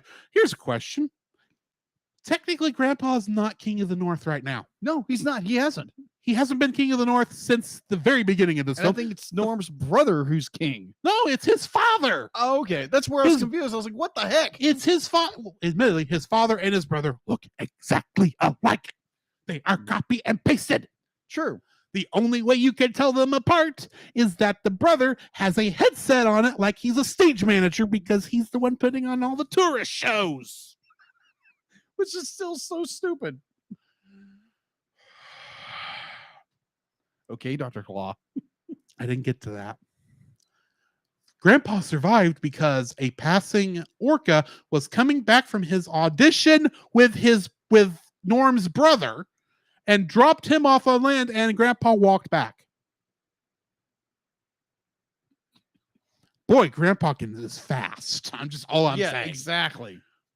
What part of what I just said? I'm sorry. And then we get another clip back in New York to find out, Olympia got to go to her school, and Vera's now working for Pablo, the head investor. And, it's all good. Happy endings, blah, blah, blah. What part of what I just said made any sense? It didn't make any sense. Where is the sense in this film? I'm not saying you can't be creative and cartoony and fun, and I'm not saying I'm looking too much into it. But here's the thing. This film did not allow me to, what do you call it? It did not allow me to suspend my disbelief. A film to be successful, I don't care how accurate to the real thing it is or how fantastical and crazy and nonsensical it is. If in order for it to be liked and understood, you have to allow your audience to suspend their disbelief that all this stuff is nicely wrapping up so kindly in what appears to be 2 hours. Yeah. Granted, time skips, but that's a tool to help you suspend your disbelief with the time compression and everything else. This film is so stupid and nonsensical and does not try to do anything to help you suspend your disbelief that you are aware throughout the entire runtime that you're watching a film. There's never a point where you are pulled into the story. There's never a point where you kind of just, you'll excuse this stupidity because the rest of it is okay. This is just you never get that chance to excuse the film for its silliness because it's not even being silly. It's just not being good. This is the same problem, to some degree, I had with Leo the Lion. Now, spoiler alert, I ain't giving this the same rating I gave Leo the Lion. Because Leo the Lion offended me on a levels I can't even explain. Intellectually, creatively, all this. This movie did not offend me like that. But this is not a film I'm ever watching again. Do you have anything else before we rate this film? No, I think we touched on it. Because I gave my coup de grace. Yeah, this is a terrible film. And be like, yes, if you want to see something cringe and stupid and probably watch it with a bunch of friends and watch how dumb this movie is and critique and bash this film over the head. Like, yeah. I want to say, if you have kids who like this film, like our good friend Kirk does, do not take what we're saying as don't let your kids watch this film. Yeah. I'm saying when you turn it on for them, walk out of the room. Just save your own sanity. If they like it, that's fine. Yes. Give them something intellectual to kind of munch on, something that challenges their thought processes, makes them look at the world differently. Put on SpongeBob SquarePants. Oh, dear Lord. Because that will challenge them far more than Norm of the North will. Agreed. That will make them think about stuff far more than Norm of the North will, because even when this is trying to be educational and propaganda-ish, it fails even at that. True. This Do you have was a rating for this film? What's your rating? 1. A 1. Okay. Oh, I thought about just giving it a 0. It's not a good film. But there again, I don't know. To me, 0 is something I want to save for the atrociously bad. Okay. Yeah, that's just me. Okay, fair enough. Granted, I think I am rating this slightly better than The Legend of the Titanic because I gave that a 0.5. You did. So keep that in mind. I liked this better than The Legend of the Titanic.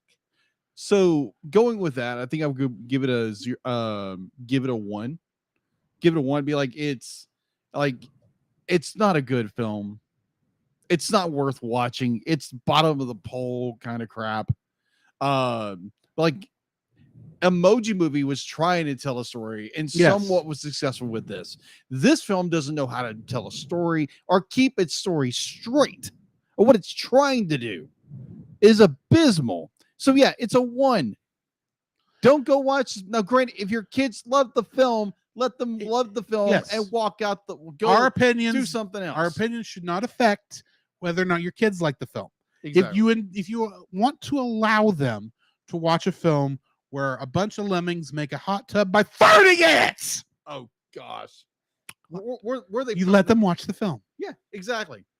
I thought they were pedaling, but okay, apparently they're farting. Oh my gosh. Yeah. Wait, you thought they were repelling? No, like just pedaling their feet. You know, that's what I thought. Appreciate that your interpretation of that was more innocent than mine. But by this point in the film, I thought, oh, they're just going to be disgusting to be disgusting. Yeah. So they're going to go with the more disgusting option. Is that paddling or is that farting? I'm going with farting, and I'm sure there's a joke in there about they had too many beans. Oh my! That I didn't hear. Oh my gosh! Because I'm thinking hot tub. Yeah. What's going to make it a hot tub? Gas. Yeah. Where's the gas coming from? The penguins. The penguins. The lemmings surrounding it farting. And that's what's making the bubbles. Yes. Anywho. Oh my god. Next week is our last film of Bad Movie Month. Yay! And we are reviewing a George Lucas film. We are. Or more accurately, a George Lucas produced film. The last film he produced for Lucasfilm before selling it to Disney. Yes. And it's, in fact, technically was a Disney release film as part of the sale of Lucasfilm. Included that the movie Strange Magic that he was producing with Industrial Light and Magic would get a release no matter how it was received.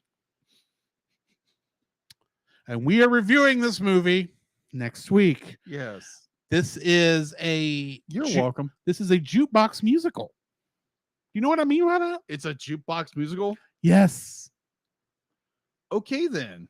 That means they're going to randomly break out into songs you actually know. Oh, gosh. Whether you want them to or not. And just bear in mind, this is a movie about fairies. Oh, crap. It's on Disney Plus, by the way. It should be anyway. Yes, it is. It is. In the meantime, yes, we are going to hit intermission. On the other side, we will be looking at the what we've been watching news and a Morlock Little Christmas.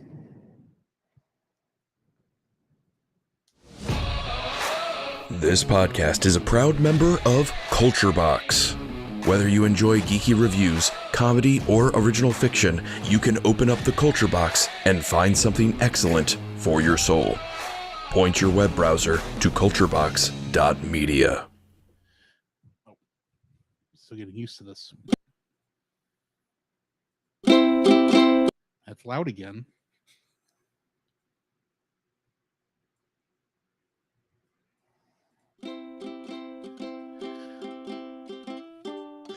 This week, we are promoting the podcast Playing Games with Strangers. Playing Games with Strangers is a family-friendly actual play podcast where indie voice actors get together and play tabletop role-playing games. You can listen to the adventure unfold as they roll dice, slay monsters, and have fun. All at playinggameswithstrangers.com. The Cellcast would also like to thank the following patrons: Ashley and Francisco Ruiz, Book of Gaming, and PaulJPowers.com. To get your name read on the show, some art from Jacob, and uncut episodes of the Cellcast, please donate to us on Patreon.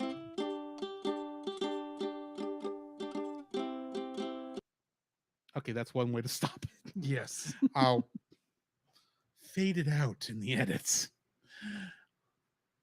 Okay, so Bobo has joined us in chat. Hi, Bobo. Hello. But that's about all that's going on there. Why don't we go ahead and jump back in?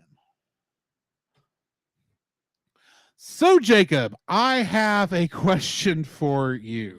Yes. What have you been watching? What have I been watching? Okay. So, as most of you probably know who listen to us on most of our feeds, we did a crossover with Monster Run Film Vault with Nate Marchand, where we watched on Netflix Gamma Rebirth. Yeah, Rebirth. I really didn't have a whole lot to when it came to Gamera. I have heard this guy talk about Gamera. I have heard Nate talk about Gamera, and I watched this and I was like, I really didn't enjoy this. I really didn't. But it kind of gave me a little inspiration to go see what Gamer was really like. So we'll Mhm. see there. So I watched that. I watched the most recent episode of My Adventures with Superman. That seems to be going very well. I don't know how long it's gonna go, but I enjoyed it so far. And then I noticed something that recently came on to Disney Plus. This is through the National Geographic, or Nat Geo as some people call it. It's 9/11 One Day in America. I think it's like an 8-part miniseries. And yeah, those be like there again, 9/11, September 11, 2001, a day which anybody who was born they would remember. But yeah, just like really, really in depth. Be like they talk with the responders, they firefighters, survivors, average citizens who were there. But it's really intriguing because they go into a deep dive of what happened on that day, and to like see actual footage of what happened. And some of the documentaries out there are gut wrenching kind of things to watch or listen to. And yeah, this is really good if you want to get into, or maybe your kids don't know what 9/11 is. Be like, sit them down and watch this. It's hard to watch. It does have language because it is Nat Geo and they're not going to hold back. They're not going to censor anything. And which I'm kind of cringy later on because like it's bad. But there again, it's history. So you need to learn. You need to know what history is. And or otherwise you're doomed to repeat it. So yeah, that is besides Lower Decks, which we'll talk about a little bit later. And of course, X-Men. Yeah, that's all I've been watching. You? Before I get into what I've been watching, I'll quick jump back to Norm of the North. Sorry. Oh, No. We got to go back to this again. This is gonna be quick because it just gets connected, but it's not actually that. Oh, I mentioned in the trivia about Salome Jens playing a character in this and in Deep Space Nine, where she played the female shapeshifter, big boss of the Dominion. She was Councilwoman Klubeck in this, aka the villain of this film, technically, the lady on the Polar Council. Oh, okay. Just wanted to throw that in there. Okay. Before we get back into talking about more pleasant things. Yes. So let's talk about more pleasant things. Yes. I have been watching some more of Star Wars Rebels. Yes. I am in season 2 now. Yeah. Just finished the 2-parter that opens that, where the Rebels crew face off against none other than Darth Vader. Oh, yeah.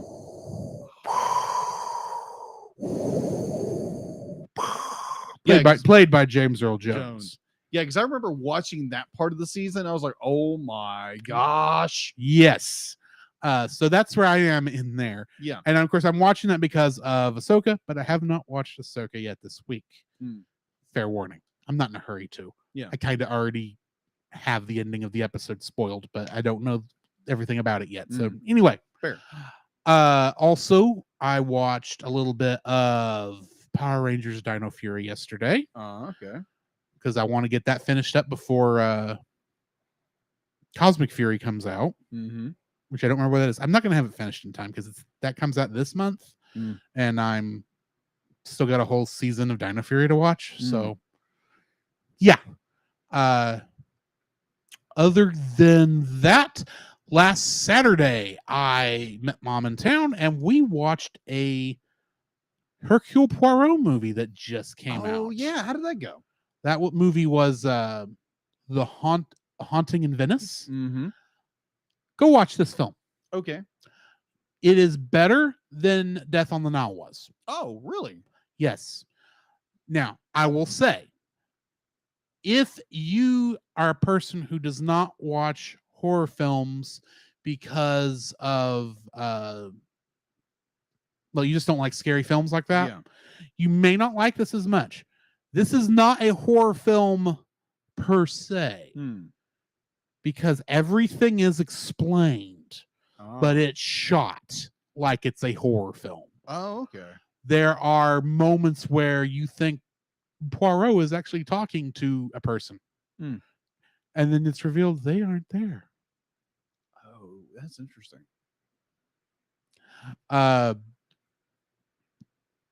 there is a lot of brutal deaths. Like there's 3 deaths throughout the whole thing. Right. And the first one is very brutal because, well, she gets stabbed in the heart by a statue because she fell on the statue. Oh. And it's not like she hit it and it kind of broke something and she fell off. No, she falls right on it. Oh. And it goes through her. It's like, that hurts. Just like looking at it. So not a Vlad Impaler impale it. Am I right? I'm just saying you can see the arm below the body and you can see the arm above the body of the statue. Oh, jeez. Yeah. Wow. Okay. And this is not how that character died in the book. Because I haven't read the book, but I did some using my digging, using my normal trivia source for the Cellcast. I looked at it for this film and saw, ironically, the way she dies in the book was how the actual killer tried to kill Poirot in this. Are you sure you didn't read the wrong synopsis? No, I am sure. I am sure. Okay. It was the trivia was correct. Okay. It's not like the synopsis. IMDb, even on the movie we just watched, was not vandalized. It was Wikipedia. Yes. Okay. But yeah, that film was good. I do suggest it. What else have I watched this week? I guess that's really about it. Yeah, I was gonna. No. I was watching something before you came over here. Yes, you were, because you were I was laughing in the very middle. hard. I was in the middle of it when you came in. What was I watching when you were coming? I don't over? know. Oh, I was watching an episode of the Red Green Show. Oh, that's right. Yeah. I'm gonna have to finish that episode because that show, if you've never watched the Red Green Show, hey, it's on YouTube now. It is worth going up and looking up an episode, but it is hysterical. It was it's a Canadian show, sketch comedy show. Yeah. That I originally saw on PBS like 20, 30 years ago. Me and my dad stayed up late to watch this. Oh, okay. It's still one of my favorite comedies. It teaches you, and it's educational. There are 2 life lessons you can get from the entire show. Do you know what they are? No. If the women don't find you handsome, they should at least find you handy. Fair. Meaning, if you're butt ugly, be useful, and your woman will still love you. Gotcha. Granted, it gets that far, I can't help you. The second one is every episode ends with Red saying, "Keep your stick on the ice." Now, obviously, a hockey reference. Yes. But basically saying, "Be ready for anything." Yeah. I think that's a good thing to keep in mind because you don't know what's going to happen in life. Be prepared. Pretty much. So, yeah, I was watching some of that before you came over. And other than that, that's going to be it. Yeah. So, now, mind you, I walk up to Studio B's door, and all I hear is this guy chuckling loudly. It's like, well, what in the world was he watching? The sketch they were doing, they do this on a bunch of episodes. Yeah. It's a game where where Red has to get one of the lodge's colorful members to say something, to say a specific word, and the way he asks the questions should get the answer, but the guesser always says something else. Like in this case, it was the explosives expert, and he had to say the word passion.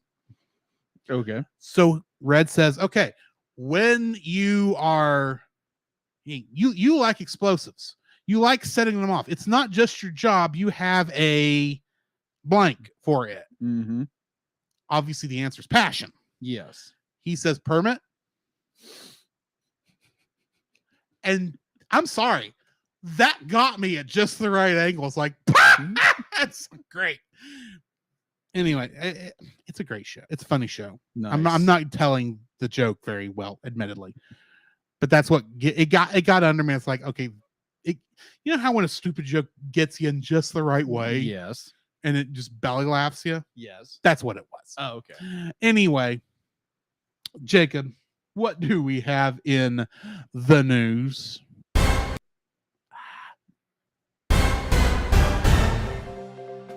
The Cellcast News with your host Jacob Heron.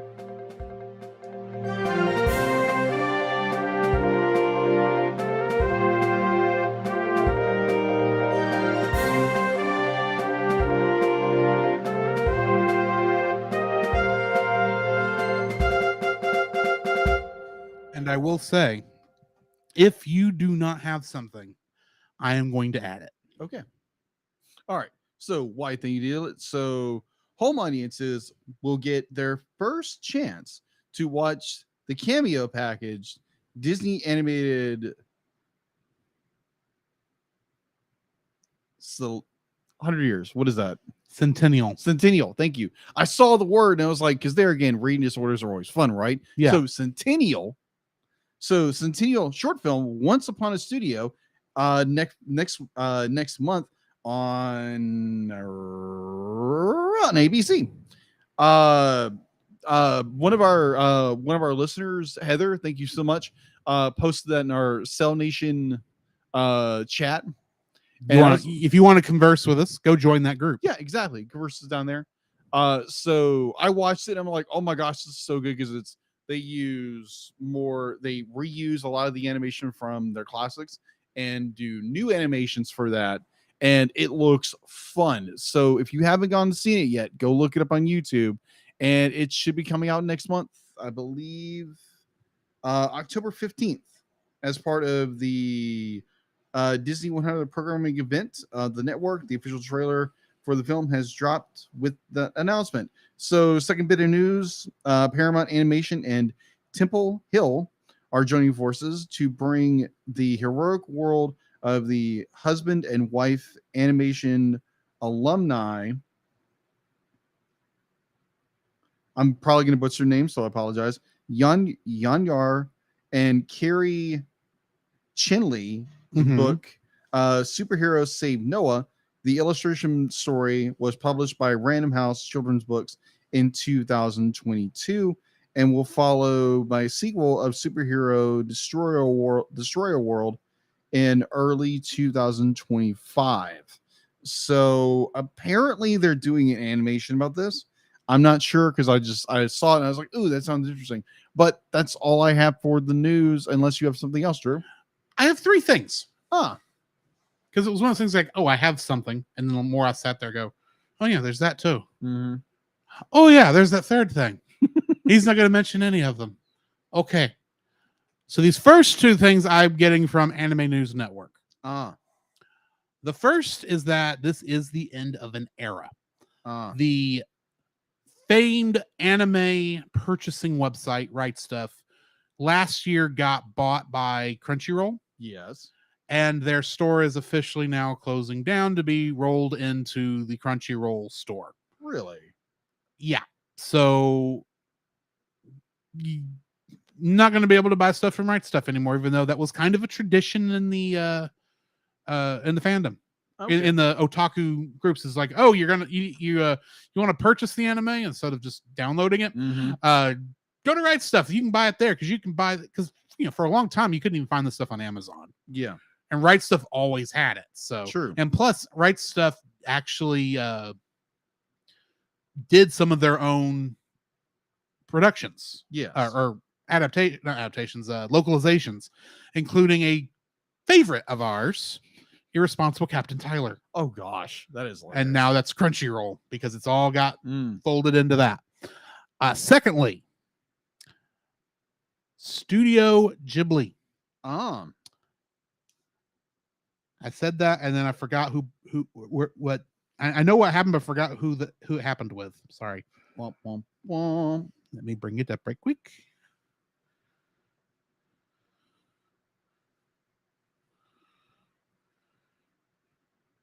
Now I'm not going to be able to find it since I'm looking for it. Don't you love it?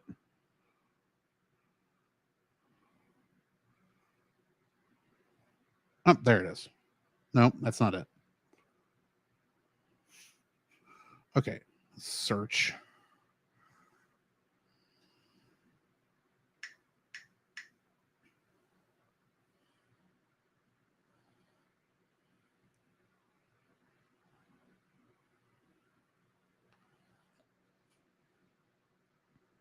Oh, come on.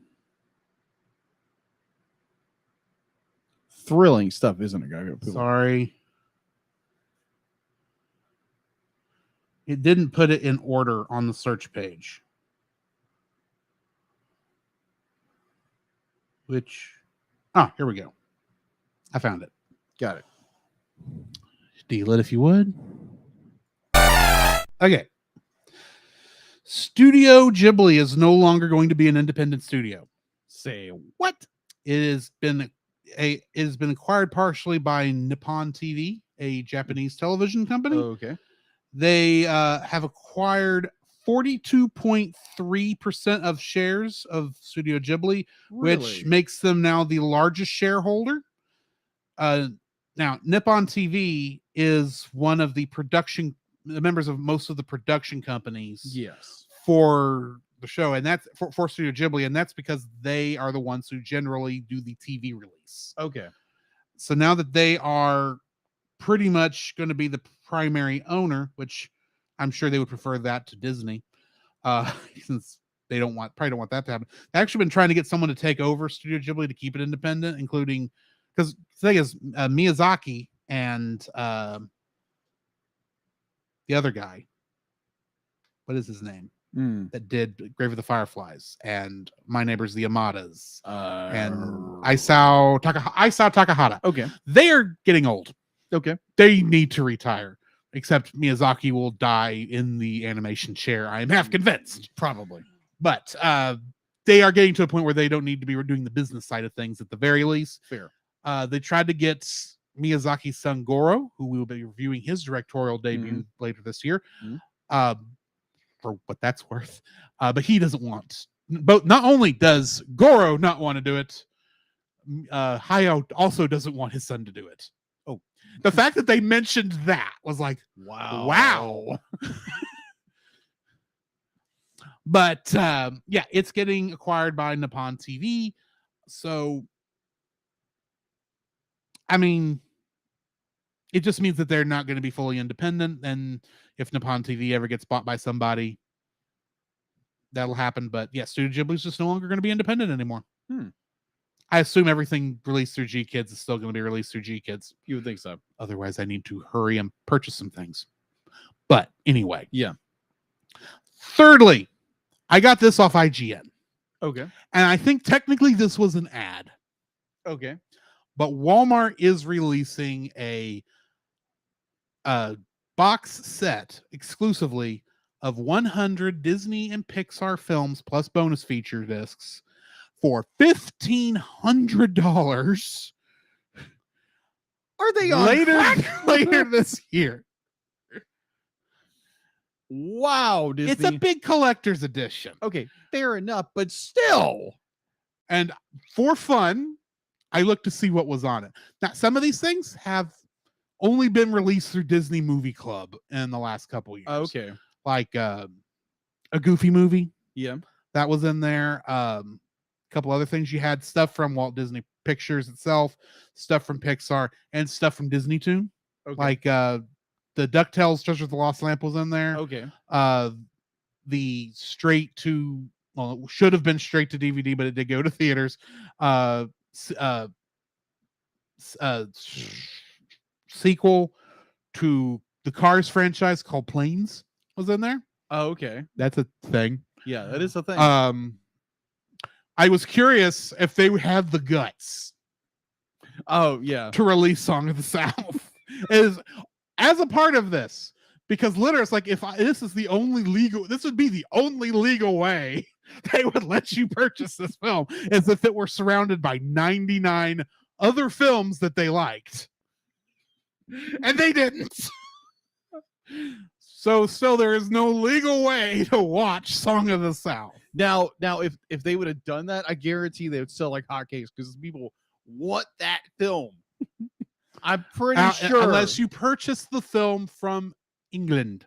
Yes. And other parts of the European nations. Mm-hmm. Because it got released there and it's not offensive there, apparently. I don't know. Who knows? Either way. Wait a minute. Bobo.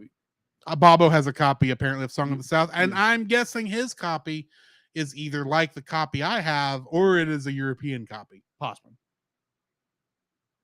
No, the podcast is still going, NECA. Yeah, we're still going. So that's the end of the news. At least my news. Okay. All right. So yeah, that's the news. All right. Then let's talk about some X-Men. Previously on X-Men. Meet the sulky, over-bulky, kinda hulky superhero. A two-fisted and electrically transistored superhero. An exotically erotic and aquatic superhero. The Marvel superheroes have arrived. X-Men, X-Men, it's the day, X-Men, X-Men, coming your way.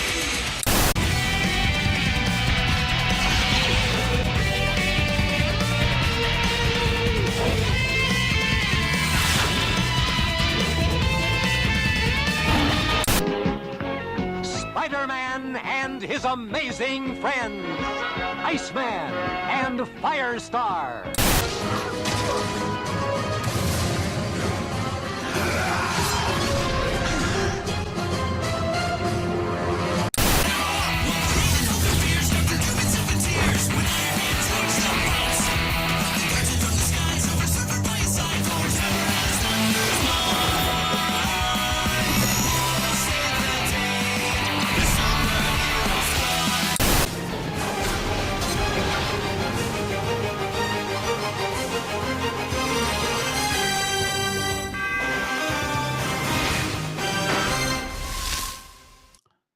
Have yourself a Morlock little Xmas is the name of the episode we're reviewing today. This is the Christmas special of X-Men the Animated Series. In this episode, Storm and a grouchy humbug Wolverine go last-minute shopping in Manhattan, only to be caught in life or death crisis involving Leech, the littlest Morlock. Somebody had fun writing this. Yes, just a little bit. It was directed by Larry Houston and Fred Miller and written by Eric Lewald and Larry Parr.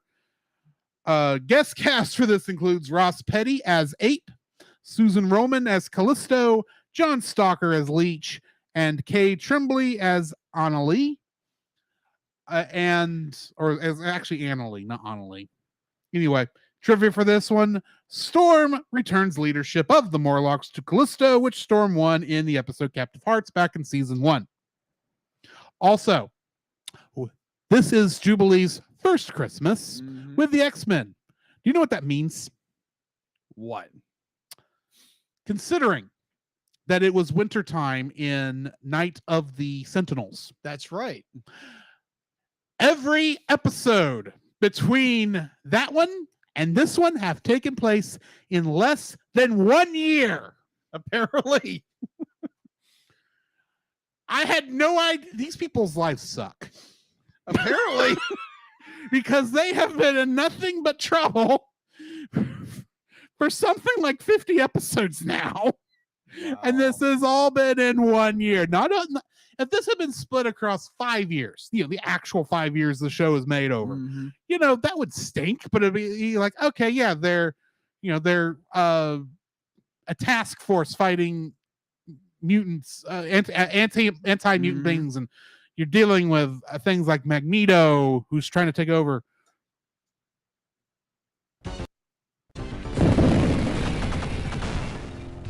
I am Magneto, master of magnet. I'll admit that was at the last minute because I barely realized what I said after I said it. But all this has happened in the last year. It's like, really? This has literally been X-Men 93 because it's all happened in 1993. Or I guess since the sequel is going to be X-Men 97, this is all happening in 1996. I like to point out that includes 3, count them, 3 time travel episodes dealing with Bishop. Mm-hmm. Twice dealing with the fat butt from another galaxy, Mojo.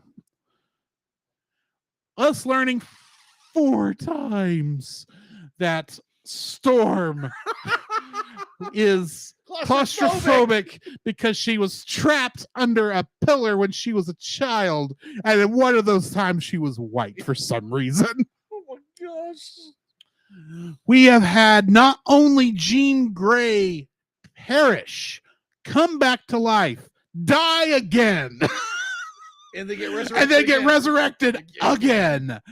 We have had Wolverine go from being just a grumpy old guy to finding out his backstory. We have met Catholic devils who we actually appreciate because we love Nightcrawler. In this time period, we have had not only Morph, a character created for the show, die, become a cult classic character to be brought back not once, not twice, but 3 times, and we still don't want to see him ever again. At least I don't. You're not alone in this. This has been a crazy year for the X-Men, and we finally get to their Christmas episode. Mm-hmm. And I say all that because give Storm a break. She hasn't had time to lead the Morlocks. She's been busy. But she has neglected them. She has neglected them, which is why she shouldn't have taken control of them in the first place. Oh, no wonder Leech is dying. Storm hasn't been paying attention to them all year.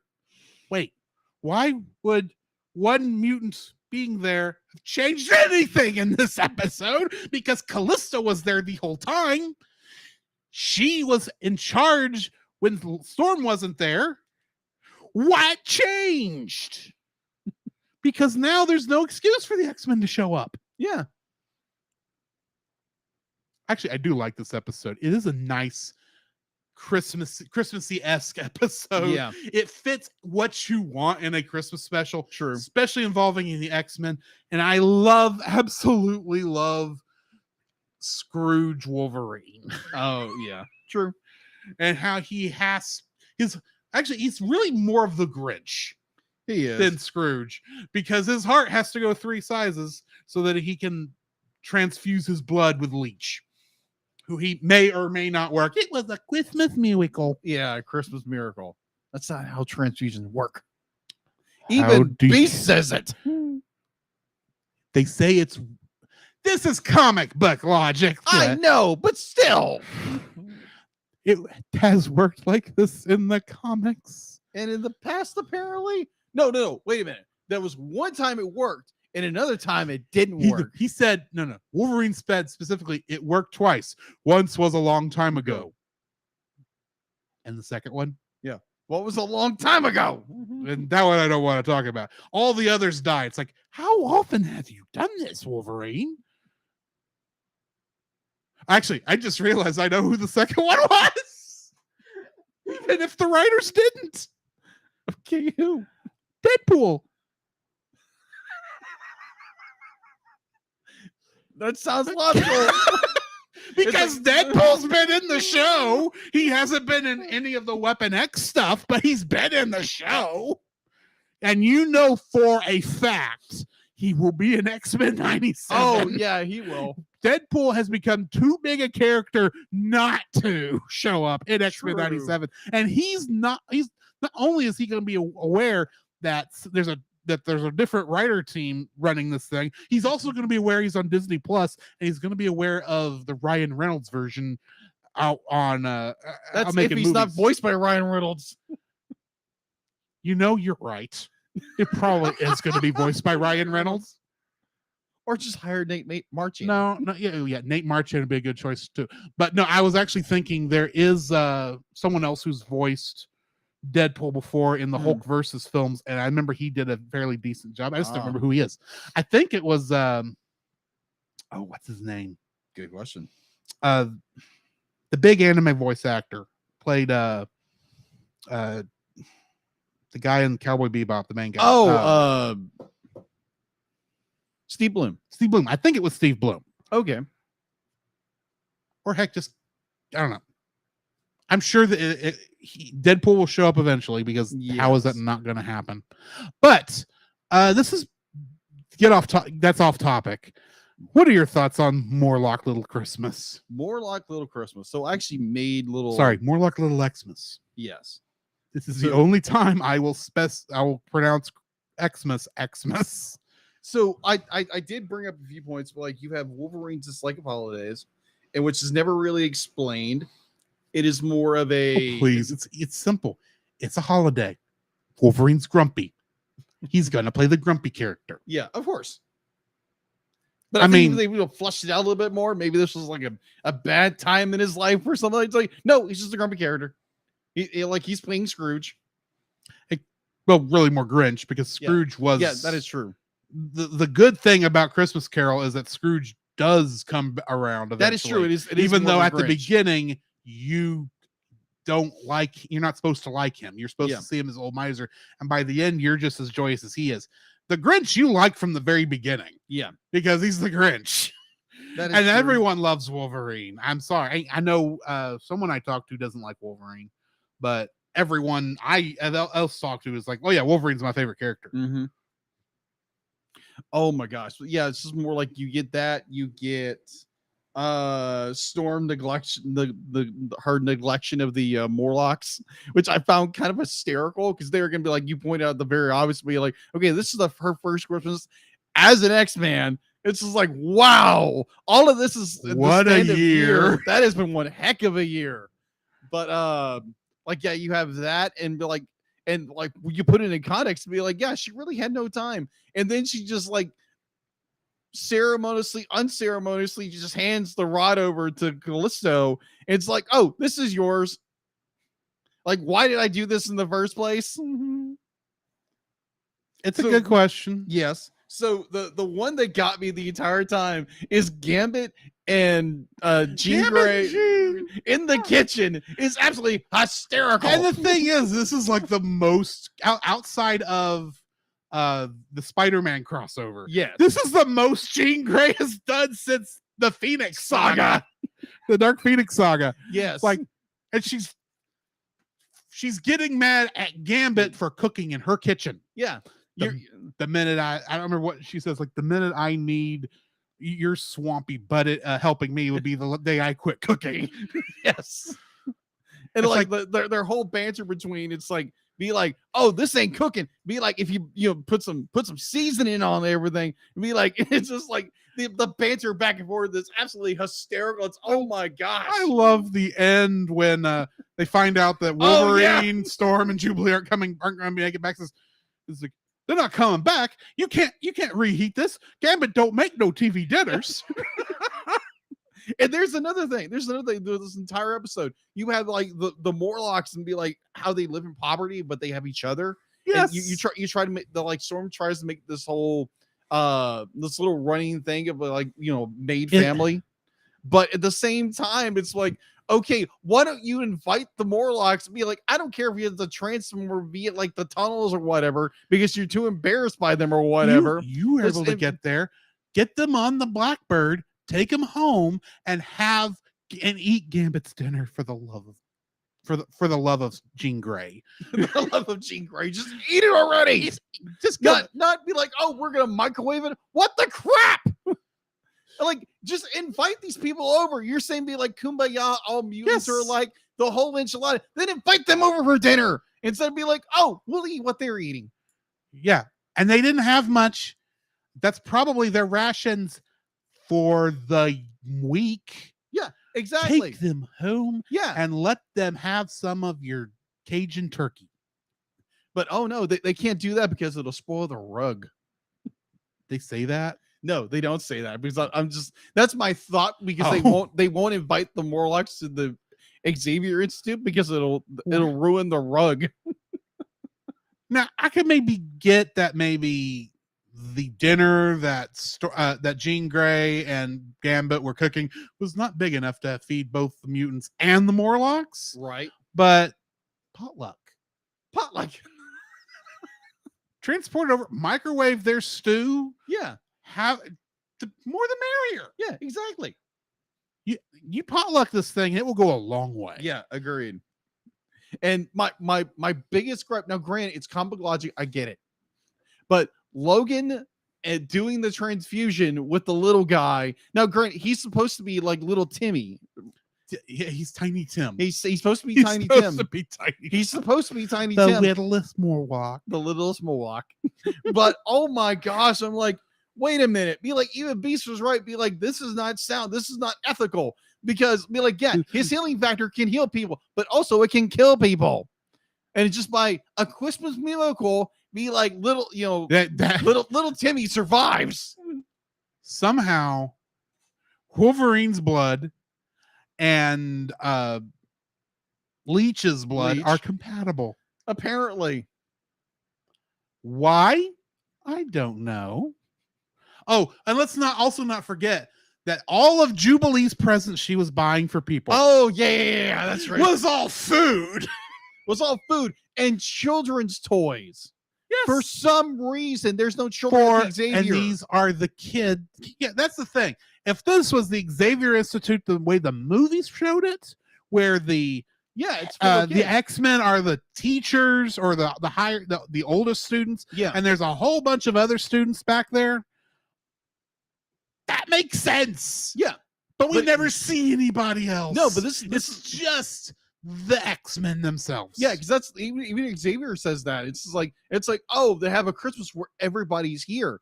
Be like, there's no students, it's just the team itself. And it's just like, then why are there little children's toys in Jubilee's thing? And be like, unless there's like other characters we don't see, and we see more like the movie tells. As best I can guess, this is guess. Yeah. She was going to take them to Cyclops' orphanage that he grew up in, because that's come up more than once. It has. And give them to those kids. Okay, fair enough. But they never say that. No. I'm thinking, oh, you found something good for Wolverine. You found something good for Jean. You found something good for Gambit. You found something good for Storm. And then you're going, because you're acting like you're gift giving to everybody, to the team. Yeah. Who is she buying these presents for? Yeah. It's never shown. Plot convenience. It's like, oh, here's a dolly. We don't here's a plane. We don't have enough food. Oh, I've got food here. Let's open up these presents. Leech and Annalie. Mm-hmm. And good night, Annalie. The most precious. What is if Leech is Tiny Tim? Yeah. Then Annalie is Cindy Lou Who. Yeah, Cindy Lou Who. That's what I kept thinking. It was Cindy Lou Who. Cindy Lou Stinking Who doesn't know what a Christmas miracle is. Yeah. What's a Christmas miracle? Well, if we wait a few minutes, we might see one. Or we might see Leech die. Yeah, one of the two. Either way, he will be safe. Either way, he's healed. Yeah, in some capacity. But anyway, yeah. This is we're goofing on this episode. Oh my gosh, yes. But this is a sweet little episode. Yeah. It's not meant to be taken too seriously. So yeah. This is not meant to be the Christmas episode. It kind of just happened. Happened to be. And we did not intend for it to also be on a movie that took place in the snow involving a polar bear. But yeah, next week with Strange Magic, we're going to be watching the X-Men episodes Beyond Good and Evil, parts 1 and 2. Nice. The end of season 4. Nice. No, the beginning of the end of season 4. Ladies and gentlemen, I just want to point out that we are 7 episodes of the Cellcast away from finishing X-Men, the animated series. Yay! I have enjoyed this. Don't get me wrong, but I say I'm ready to move on. You know what's coming. That's a lot of orange juice. Gosh. So not in the part we're watching. No, you don't know the half of it then. But yeah, like I did mention though, between the end of X-Men and beginning of Evangelion, we are going to be looking at the original pilot for the X-Men show that came out 10 years, that was made 10 years before this show was. Pride of the X-Men. With Australian Wolverine. Oh my gosh. Just wait. I mean, if you've never seen it, wait for it, people. So yeah. Join us for that. Do you have anything else before we cut out of here? Nope. Yeah, all right. In the meantime, then, this has been Drew. This is Jacob. And we'll catch you in the next frame.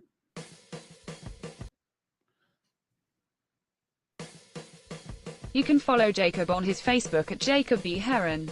His Facebook page, Jacob's Daily Art Corner, where he tries to draw each and every day. His Instagram at Jacob B. Heron. His Twitter at Jacob Heron. And his letterboxd at Jacob Heron. You can find Drew on Facebook at Drew Dodgen. His Facebook page, Drew's Photobin, to see his photography. His letterboxd page at GGeorge759. His Twitter at GGeorge759. And Instagram at Drew Dodgen. You can like us on Facebook at the Cellcast Podcast, on Twitch at the Cellcast Gaming, on YouTube at Cellcast, on Twitter at cast_cell. The Cellcast can be found at Apple Podcasts, Google Play Podcasts, Stitcher, Spotify, or anywhere else fine podcasts are downloaded from. But not Stitcher Please anymore. rate and review us where you found us, and also on Podchaser. Email us at thecellcastpodcast@gmail.com. The Cellcast is a proud member of both the Pop Americana and Culture Box media networks. For more information, please see the link in the description. Our theme song is Drop and Roll by Silent Partner. And remember, that's Cell with a single L.